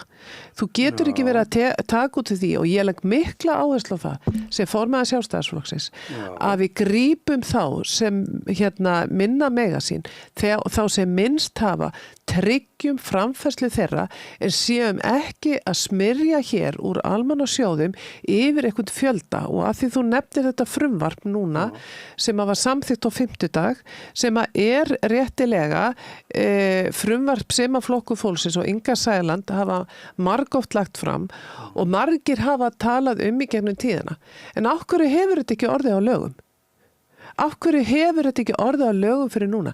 Það er vegna þess að það gera sérlega grein fyrir því að þetta er ekki góð aðferð að binda allar bætur almannatrygginga við launavísitölu eins og nú er búið að gera með þessum lögum. Þetta á við núna, það eru 60.000 manns sem að fá úr sjóðum almannatrygginga í dag. Við vitum það eru ekki 60.000 manns sem búa við sára fátækt á Íslandi. Nei. Hvað heldur að við getum gert? Það eru svona bilinu 5 til 10.000. Hvað heldur við getum gert fyrir þann hóp fyrir minna fé, almannafé og lyft þeim heldur en að lyfta einhvern veginn öllum þessum massa af fólki. Og það versta í þessu frumvarpi sem ég hef mestar áhyggjur af er það að þannig er verið að búa til öfuga hvata í kerfinu. Við vitum það að það breytist ekkert í þessu kerfi núna á fyrstu vikunni, fyrsta árinu eða fyrstu 2 árunum. En þetta er seigfljótandi þetta kerfi. Hægt og rólega að þá mun það gerast á næstu 5 til 10 árum að laun almannatrygginga eða bætur almannatrygginga að það verði hærri heldur en lágmarkslaun á markaði. Það getur ekki gengið upp og það hljóta allir að sjá það og í reynd sjá það allir. Það sjá það allir á Íslandi nema 2 hagfræðingar sem eru Kristrún Frostadóttir og Daði Már Kristófersson. Og ég ætla ekki einu svona að nefna Ingu því samtali í sambandi vegna þess að hún nú ekki hagfræðingur. En svo fundu þau reyndar einn hagfræðingi viðbót sem taldi að þetta væri nú í lagi að samþykkja þetta frumvarp sem var Gylfi Magnússon fyrir ráðherra Samfylkingarinnar. En hann sagði samt að þetta frumvarp þarnaðist betri rýni og betri skoðunar. Ég er á þeirri skoðun, segir hún, að þetta frumvarp, það mun grafa undan velferðarkerfin okkar, það mun veikja það en ekki styrkja. Og það er hættuleg þróun inn í framtíðina sem að börnin mín og börnin þín og barnabörn munu þurfa að glíma við. Það mun ekki þessi ríkisstjórn þurfa að gera. Inga Sæland mun ekki þurfa að gera það. Nei, en það er alveg rétt. Það er alveg rétt sem fólk hefur sagt að þetta mun kosta svona 5-10 milljarða. Og svo fer það hækkandi bara inn í framtíðina. Þetta eru 20% af fjárlögum ríkisins sem gríðarlega mikið fé. Það er alveg rétt að 5-10 milljarðar setja ekkert ríkissjóð á höfuðið, gera það ekki. En aftur mun þetta grafa undan velferðarkerfinu. Það verður alltaf að vera hvati fyrir því að þú sett þáttakandi á vinnumarkaði heldur en að það borgi sér frekar fyrir fólk að reyna að vera inn í almannatryggingakerfinu. En þetta er eitt umdeildasta máli sem var á þinginu núna og búið að vera í síðustu vikur. Og mikil átök það. Og Ég hef meira að segja látið það út mér að öllum vondum málum ríkisstjórnarinn að segja þetta líklega eitt af versta. Og það er út af þessu sem ég segi. Þú mátt aldrei draga viljan úr fólki að vera þáttakandur í verðmætasköpun. Vegna þess að verðmætasköpunin í landinu sem að ber uppi velferðarkerfið og ber þar að leiðandi uppi þá sem minna mega sín. Þið segir hérna að efnaðarstefna vinstri ríkisstjórnar Samfylkingar við reisnar fólksins hefur siglt í strand. Kjarasamningur almennu vinnumarkaði stefnt í hættu vegna efnaðars óstöðuleika og sívaxandi umsvifa hins opinbera. Þau segja móti að þau tóku ekki við góðu búi. Það er bara mesta della sem ég hef heyrt. Já, þú hefur heyrt oftar en núna. Þau tóku við mjög góðu búi og miklu betra búi heldur en þau hafa sagt opinberlega frá.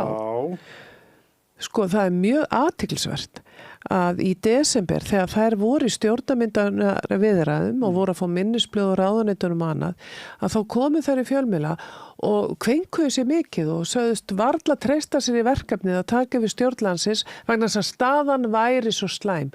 Hún væri svo alvarleg þegar að niðurstaðan var að þær fengu miklu meiri meðgjöf heldur en gert var ráð fyrir og svo sjáðu þessu ári hvað ríkisstjórnin að fá núna í meðgjöf. Þau eru að fá 40 milljarða núna í gegnum Keresis og þau eru líklega að fá 40 milljarða loðnuvertíð eða hátt í það sem ekki var gert ráð fyrir og það er nú aldeilis búbót. Svo reykjaði sig af því að það hafa lækkað skuldir ríkisins og með því að gera upp ÍL-sjóð eða gamla íbúðalánasjóð. Það mál var frágengið og Bjarni Benediktsson hafði sett í farveg og þannig að það verkefni lána bara tilbúð á borðinu hjá þeim. Það reykja sig líka því að það hafa selt Íslandsbanka og það verkefni var sömuleiðis komið í ferli og mér þykir reyndar alveg afskaplega áhugavert að heyra umræðin það. Það fór allt hér á hliðina fyrir 4 árum þegar að Bjarni Benediktsson þá fjármálaráðherra selur Íslandsbanka. Nú Íslandsbanki seldur í fyrra fyrir lægra verð heldur en fyrrisalan og það gagnrýnir það ekki nokkur maður. En ég held að þetta verkefni, þetta var bara eitthvað sem lá á borðinu hjá þeim, bæði útfærslan á að klára uppgjörið á ÍL-sjóð og svo að losum Íslandsbanka. Allt hefur þetta verið til góðs fyrir rekstur ríkisins. Þess vegna alveg með ólíkindum að núverandi ríkisstjórn fari í þennan gríðarlega mikla útgjalda auka sem þær fóru í sínu fjárlögum. Þær hefðu geta náð hallalausu fjárlögum strax á þessu ári ef þær hefðu kosið svo. Þær ákveðu bara að gera það ekki. En salan á Íslandsbanka var nú ekki alveg snurðulaus.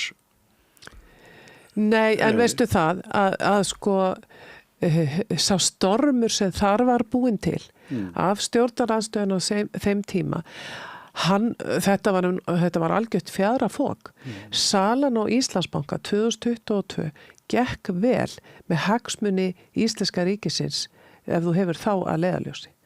Það tókst að hámarka verðið á bankanum á þeim hlut sem þá var seldur og við getum gagnrýnt það að fleiri hafi ekki fengið, það var það sem ég sjálf gagnrýndi, að útboðið hafi ekki verið opnara þannig að almenningi hafi ekki verið hleypt í meira mæli inn í það og það var jákvætt í fyrra. Og ég skal algjörlega viðurkenna það að það hefði mátt gera það í fyrirsölunni en fyrri salan gekk vel og hún gekk ívið betur heldur en seinni salan. Já. Og þess vegna held ég að það sé tækifæri í því núna. Það eru breytingar í þessu svona fjártækni og í fjármála heiminum. Þannig að ég held að við ættum að selja Landsbankann meðan við getum hámarka virðans vegna þess að gervigreind og maður heyri það innan á bankakerfinu að gervigreindin, bankarnir eru farin að nota hana í mun meira mæli heldur en áður. Þannig að ég held að eðli þessara stofnana muni eða þessara fyrirtækja muni taka breytingum og þess vegna sé kjöri tækifæri okkar að losa það eignarhald ríkisins sem þarna er. Það ekki gott að ríkið sé að vasast í svona rekstri. Nei, ríkið að vasast í á? Já, þegar ríkið á þetta 100% að hann heldur þetta bara gengur og okkur vextir skila samtals bara 100 milljörðum í hagnaði einu ári á meðan fólk að bogna undan þessu öllu saman og fyrirtæki vantarlega líka sem hverju sko. Ríkið á bara ekkert að vera vesenast í því sem að ekki grunnþjónusta ríkisins. Það ekki grunnþjónusta ríkisins að sjá þér fyrir einhverju fjármálaþjónustu. Það það ekki. Við eigum að vera í grunn og kjarnaþjónustu ríkisins. Við eigum að gera það vel. Og svo eigum við að leyfa öðrum að sinna öðrum verkefnum. Við eigum að leyfa bara öflugu fólki, einstaklingum að athafna sig hér út í samfélaginu og þjónustu okkur. Þú varst nú að nefna hér verðlag í matvörubúðum. Verðlag hærra hér en í mörgum öðru löndum. En ég kann nú bara, ég verð nú að segja það að ég var í Bandaríkjunum í upphafi árs, fór þar í matvöruverslun á Flórida. Þar var margt sem var dýrara heldur en hér. Við búum líka í fjarlæg frá mörkuðum. Við erum með dýrari flutning og svo framvegis. Þannig að og það mjög ósanngjarnt og það nú fátt sem við meiri töðan á mér. Heldur en þegar ég sé færslur frá samborgurum mínum á samfélagsmiðlum sem eru komnir til Tenerife eða til Spánar eða eitthvað til vetursetu og fólk fyrir búðina og raðar upp innkaupunum og borð og tekur mynd og segir ég borgaði nú bara 7.000 krónur fyrir þetta og þarna nú 2 rauðvín og 4 bjórar eða hvað nú Þetta mjög ósanngjarnt samanburður. Ef þú vilt fá lægsta matvöruverð í Evrópu, getur ekki verið með hæstu laun í heimi á sama tíma. Nei, það gengur ekki upp. Það gengur ekki upp. Við erum nú ekki kannski að tala lægstu nauðsynjavöru, lægsta verð nauðsynjavöru. Okkur dreymir nú ekki það. Nei, en við erum með samkeppni hér. Við erum hér með skráð félög sem að vinna á dagvörumarkaði og þeim þau verða að leggja sér fram það alla daga að bjóða fólk upp á hagstæðustu verðin. Í mínu fyrra lífi að þá var ég sem framleiðandi á matvöru að reyna að koma minni vöru hér inn í verslanir og ég get alveg sagt það að það getur oft verið nokkuð snúið fyrir framleiðendur og innflytjendur á vöru að koma þeim inn vegna þess að verslunin að hún veit það þetta og er meðvituð um það að hún verður að bjóða hagstæð verð. Ég hef nú trúið því að kjöri svást í flestu verslunum. Já, sem betur fer. En aftur, mér hefur þótt það, svo við komum nú að því að mér hefur þótt það mjög villandi málflutningur núna sem ég heyri mjög úr herbúðun Viðreisnar. Þar sem að þingmenn og varaþingmenn Viðreisnar er að koma fram núna í einhverjum smáskilabóðum á samfélagsmiðlum þar sem þeir eru að fullyrða það að við inngöngu í Evrópusambandið muni verðbólga lækka, muni vextir lækka, matvöruverð mun lækka. Þetta er algjör fyrra og þannig verið að slá ryk í augu fólks. Ég misla þessu, ég heit þetta. Sko, Evrópa og ólík ríkin í Evrópusambandi eru líka að kljást við mismunandi efnahagsvanda heima fyrir. Bara sem blaðamaður þá maður fullir ekki svona sko, nema að hafa eitthvað rannsakamálega áður sko. Nei, mér finnst það bara óabilt að þingmönnum og varaþingmönnum að koma fram með svona stórar fullinningar. Já. Hérna er ennum í efnahagsmálunum að ráðast verið stórátak á til að bæta samgöngu innviði land allt og beita nýjum aðferðum við fjármögnu meðal annars með auknu samstarfi einkaaðila. Vörugjöld af ökutæki, kílómetragjöld verið fellt niður, gjaldtaka af umferð byggja á nýju fyrirkomulagi miðað við þrepaskiptingu og notkun til að fjármagna og flýta uppbyggingu vegakerfisins land allt. Þannig er því að tala um vegaskatta. Já. En aftur, þú tókst eftir því að vörugjöld á ökutækjum verða fellt niður og kílómetragjöld verða fellt niður. Þannig að gjaldtaka muni færast og þá vitaskuld með allt fyrirkomulega gjaldtöku verður með öðrum hætti, verður skilvirkara að ég tel. Ég hitti nú bara ekki neitt þessa dagana sem er sáttur við þessa innslætti sína inn í kerfið að vera að slá inn kílómetragjald. Það er verið að rukka hérna kílómetragjald af einhverjum númerslausum bílum hjá einhverjum atvinnurekendum og einhverju dráttarvögnum og einhverju drasli sem að enginn er að nota og það er verið að rukka kílómetragjald af bifreiðum sem hafi ekki verið settar í gang og svo er einhvern veginn búin að lofa fólki því að leiðréttingin komi einhvern tíman. Við viljum gera þetta skilvirkara og einfaldara og með þessu er þið líka af því að við erum að tala um það að þeir sem eru þá að nýta veginn og að keyra þá eins og ferðamenn að þeir munu þá borga og taka þátt í þeirri notkun með skilvirkari hætti heldur en nú er gert. Þetta er flóki fyrir bílaleigurnar núna sem eru í samkeppni, eru líka í samkeppni við nágranna ríkin okkar að laða ferðamenn hinga til landsins. Þetta mun hafa áhrif að ferðamæðurinn keyrir minna, hann fer kannski síður hringin eða annað þegar hann sér það að hann er með auka greiðslu ofan að akstur sinn en við viljum sjá það að þeir sem nýta vegina borga fyrir það. Það mun þýða þá líklega að ég mun þurfa að borga einhverja krónur fyrir að keyra austur fyrir fjall sem ég gerir daglega en ég Væru sátt við það?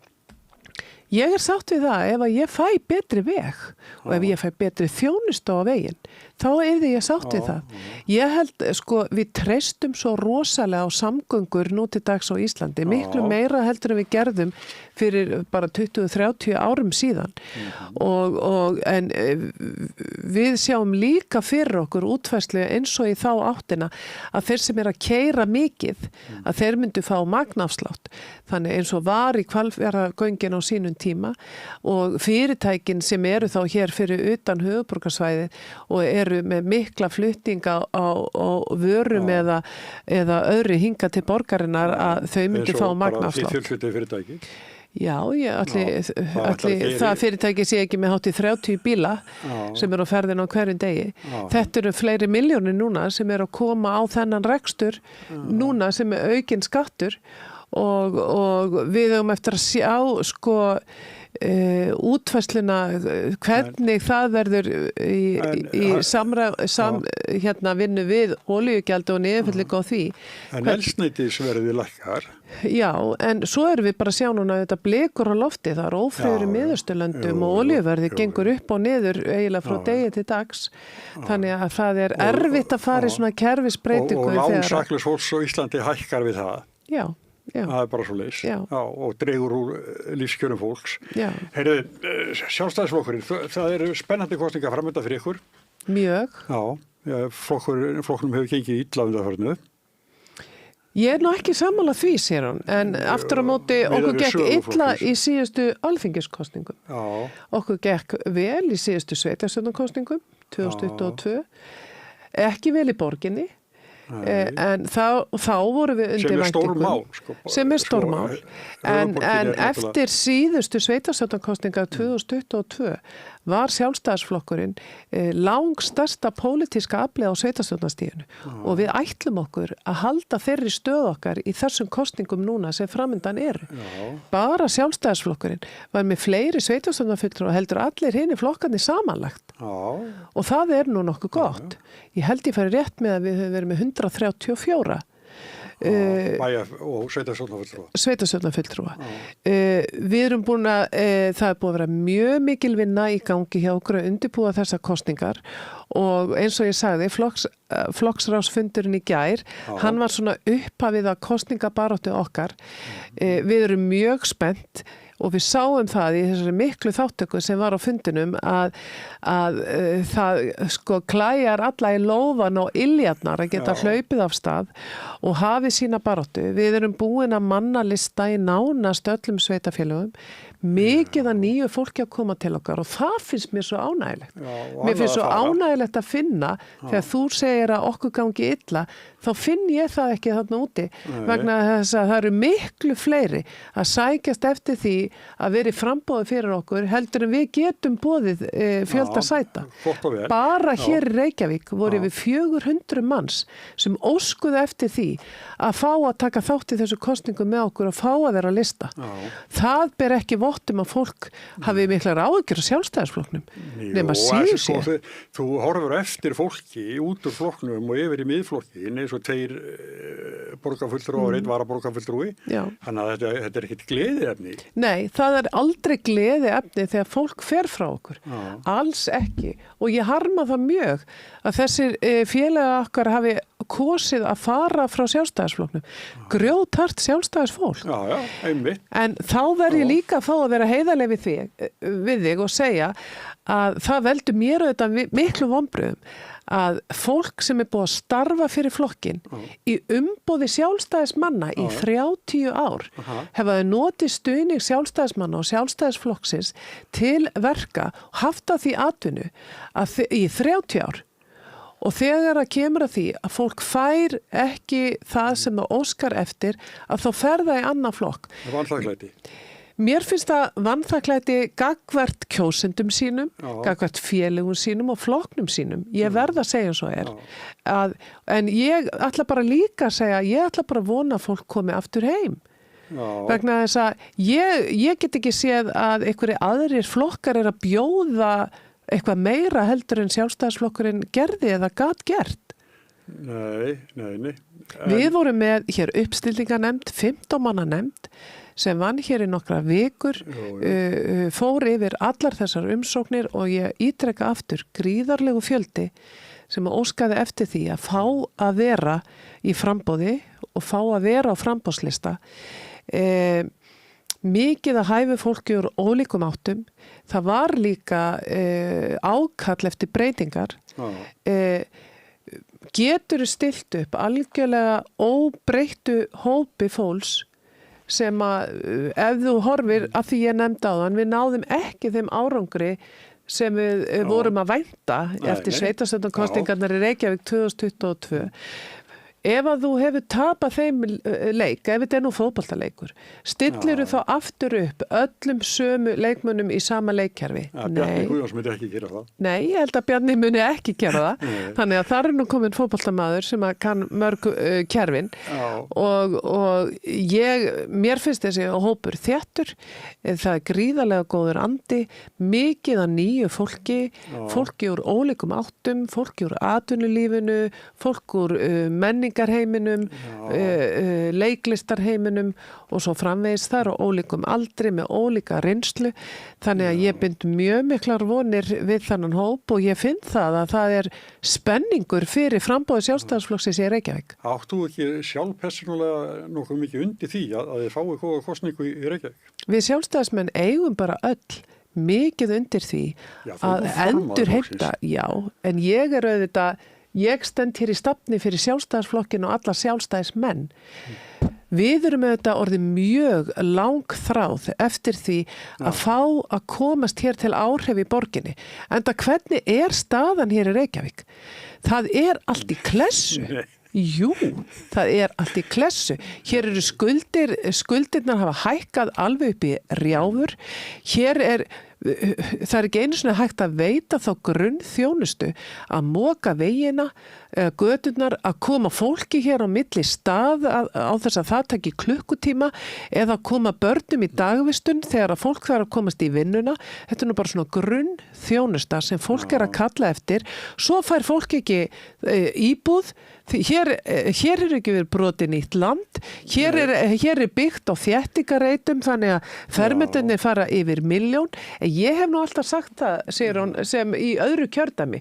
Ég hef nú sagt við marga vini mína á liðnum árum hér á höfuðborg í Reykjavík, kjósiði endilega þetta lið yfir ykkur vegna þess að sveitafélögin hér í allt í kringum ykkur hagnast á því, hvað sem að það er Reykjanesbær, Vogarnir, Ölfus, Akranes, Hveragerði, Selfoss, alveg ótrúlega íbúa fjölgun hefur átt sér stað vegna þess að fólki og fjölskyldufólki, barnafólki hefur verið þrýst út úr Reykjavík. Ég ætla ekki að gerast málsvari núverandi velhutti í Reykjavík en ég ætla bara að segja ég ætla ekki sönnu orðið ágætla, mér finnst mikið til henni að koma. Og Stefáns Pálssonar sem eru í... Já, mér þykir mikið til þeirra beggja koma líka. Ég er bara ekki sammála í pólitík. Nei. En mér finnst þau bæði frambærilegi stjórnmálamenn. Og ég skal alveg viðurkenna því ég er nú hér í viðtala þessari stöð að ég hef ég er nú bara lúmst hrifin af henni Sönnu.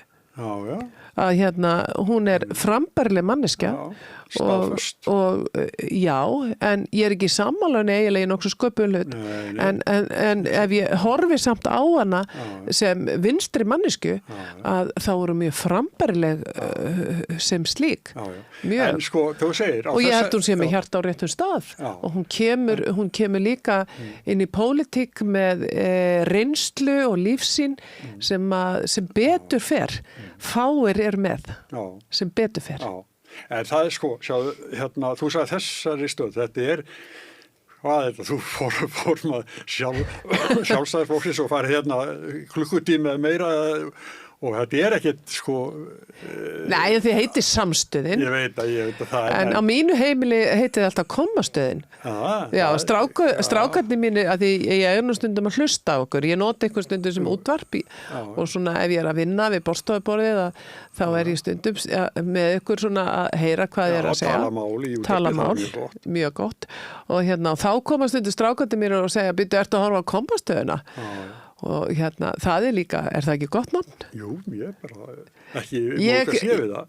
Strákarnir mínir segja líka alltaf á laugardagsmótnum mamma er alltaf á fólkafundum að því við erum svo öflugur sjálfstæðisflokknum að vera með fundi vitt og breyttu landi á laugardagsmótnum og þá fer maður og er gestur og fundum og hittir grasrótina. Fálkin, það er of lítið notað. Ég er nú að endur vekja fálkan og blés til sóknar í haust þar sem að ég lyfti fálkanum og við eigum að vera stolt með fálkan og nú verð ég að viðurkenna, nú glemdi ég að setja hann í peysuna mína. En ég á gullmerki. Áttu gullmerki? Já, ég ætla að bara þingmaður sem gaf mér það. Ég ætla að segja að það eru mjög fáir algjörir, það er eins í kjarni sem að gullmerki og þannig ég ætla að fara að spyrja, ert þú fjárhagslegu bakhjartflokksins? Nei, ég í flokknum reyndar. Já, það er gott. Þegar ég hætti með Sprengisand þá gekk ég alla flokkana. Já. Og að segja múr vinstri grænum en öðrum ekki, sko. Já. Þannig ég að borga gjald í sjálfstæðisflokkinu hverju ári, sko. Já, það er gott. Og ég bara segi, vertu komdu fagnandi á næsta fálkafund á laugardegi.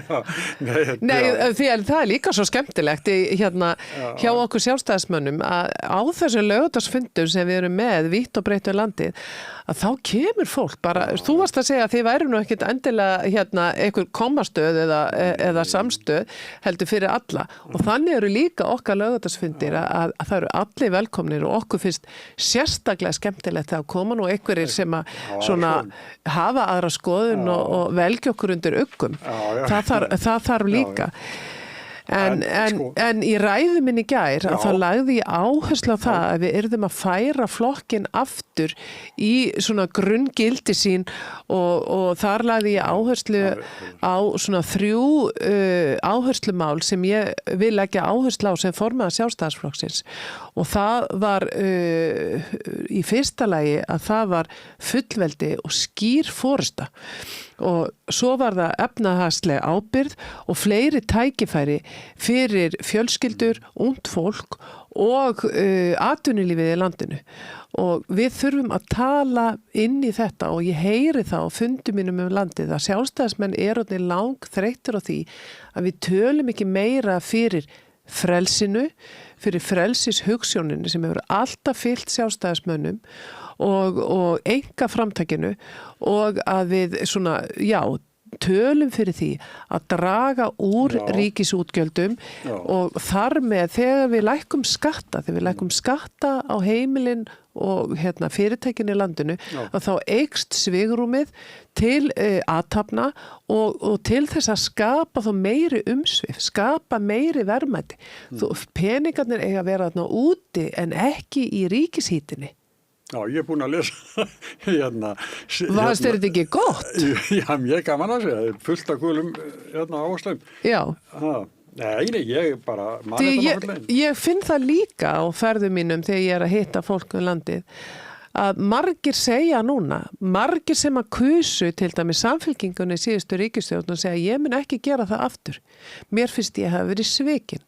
Margir sem kusu Flokk fólksins segja mér líður eins og ég hef verið svikin og fólk segir, maður finnur núna að Sjálfstæðisflokkurinn ekki í forystu. Sjálfstæðisflokkurinn ekki að stýra landinu og maður finnur munin á veskinu sínu, á heimilisbókhaldinu og bókhaldi fyrirtækja. Mér sagði K.K. söngvari sem að ég held að sé nú vinstramennin í lífinu og hann sagði nú bara, heyrðu, við þurfum að fá Sjálfstæðisflokkin aftur í ríkisstjórn. Já. En er flokkurinn mjög breyttur frá formanskiptum? Nei. Bjarni var reyndar mjög umdeild persóna og þannig að kannski gagnrýnin á flokkin snýrist. Mér þykir nú einstaklega vænt Bjarna Benediktsson. Þannig að það breytir því að hann er umdeildur maður. Ég held að allir formir Sjálfstæðisflokksins hafi verið umdeildir. Allir. Og við mér þótti mjög viðeigandi í gær að við myndumst félag okkar Davíðs Oddssonar sem við kvöddum hinstu kveðju á dögunum og ég man, því ég svo gömul, ég ólst upp við Davíð og dýrkaði Davíð, ég var einn af þeim og Davíð var, þú manst það, hann var alltaf á hverjum tíma vinsælasti stjórnmálamaður landsins en óvinsælasti líka og hann var umdeildur maður en hann þorði líka að segja sína skoðun stíga fram en svo var svo einstaklega fallegt að sjá það líka í gær þegar við vorum að sýna dróum svona saman í myndband sem að ég ætla að hvetja þig og alla þá sem eru núna að hlusta og horfa til þess að fara á Facebook síðu Sjálfstæðisflokksins og við vorum að birta þetta myndband bara rétt í þessu svona minningar myndband Davíð Oddsson og hvaðan hafði stórt hjarta og hlýtt hjarta hafði kaldan haus í ákvörðunum en líka hlýtt hjarta og nú maður að heyra svo víða frásagnir þar sem að hann breytti miklu í lífi fólk hafði aðgengi á honum, gat hringt, borið upp vandamál sín og hann bara gekk í hlutina og listi þá. Ég vil svolítið vera svona formaður, ég líka vön því, ég að koma úr atvinnulífinu og ég svolítið kona sem vil alltaf vera að gera og græja. Mér finnst svolítið leiðilegt oft á þingi því að við erum ekki nógu mikið að gera og græja. Nei. Við erum bara endalaust í einhverju arga þrasi einhverja hluti, við erum í 20 ára að rífast yfir því hvort við ætlum að koma auknu rafmagn út á Reykjanes, við erum búin að vera í 50 ára pæli því hvort við ætlum að leggja einhverja Sundabraut eða ekki. Þetta náttúrulega ekki hægt. Nei. Það verður að gera meira og græja. Og Davíð var forsætisráðherra meiri hluta þessar ára sem nefndir. Já. Ég ætlum að segja líka. En samt hefur mesta bylting, efnahagsleg bylting og bylting á lífskjörum varð í tíð Davíðs Oddssonar. Ég var gerður að þingfréttamanni rétt eftir að Davíð tók við sem forsætisráðherra, þannig að ég vunni nálatónum, vel málukunnur honum og ég kann sögur á honum bæði í ákvarðan neikvæðin. Það bara svo sem er flest fólk. En hann náttúrulega meira því hann var í svo stóru hlutverki. Já, og þetta náttúrulega alveg fáhirt að í næstu í hálfa öld að þá hann hann borgarstjóri, forsætisráðherra, seðlabankastjóri, ritstjóri hér risastórs fjölmiðils. Stærsta dagblaðslandsins. Já. Heyrðu, hefur ekki að segja þetta gott bara. Gaman að koma og ég hlakka til, ég ætla að bjóða þér á Laugardalsfund hjá Sjálfstæðisflokknum. Ég hlakka til að sjá þig í eitthvað staðar á fundi og hvet sér flesta til að koma og eiga við okkur samtal núna næstu vikur og mánuði vegna þess að fólki okkar sem núna komið í framboði í sveitarstjórnunum, það býður eftir fólki eins og þér. Ok, ég ætla að þykja bóðið. Yes. Herru, þakka þér fyrir komuna. Takk fyrir mig. Og Laufey, þakka henni fyrir að taka þetta upp og senda út og ég kann nú ekki ræðu bróður minns alveg en hann vill benda á að áskrifta að samstöðinni kostar bara 2.750 krónur og inn á samstöðu.is þetta að finna hvernig þið gerir það. Gerir það sem flest og takka sinni.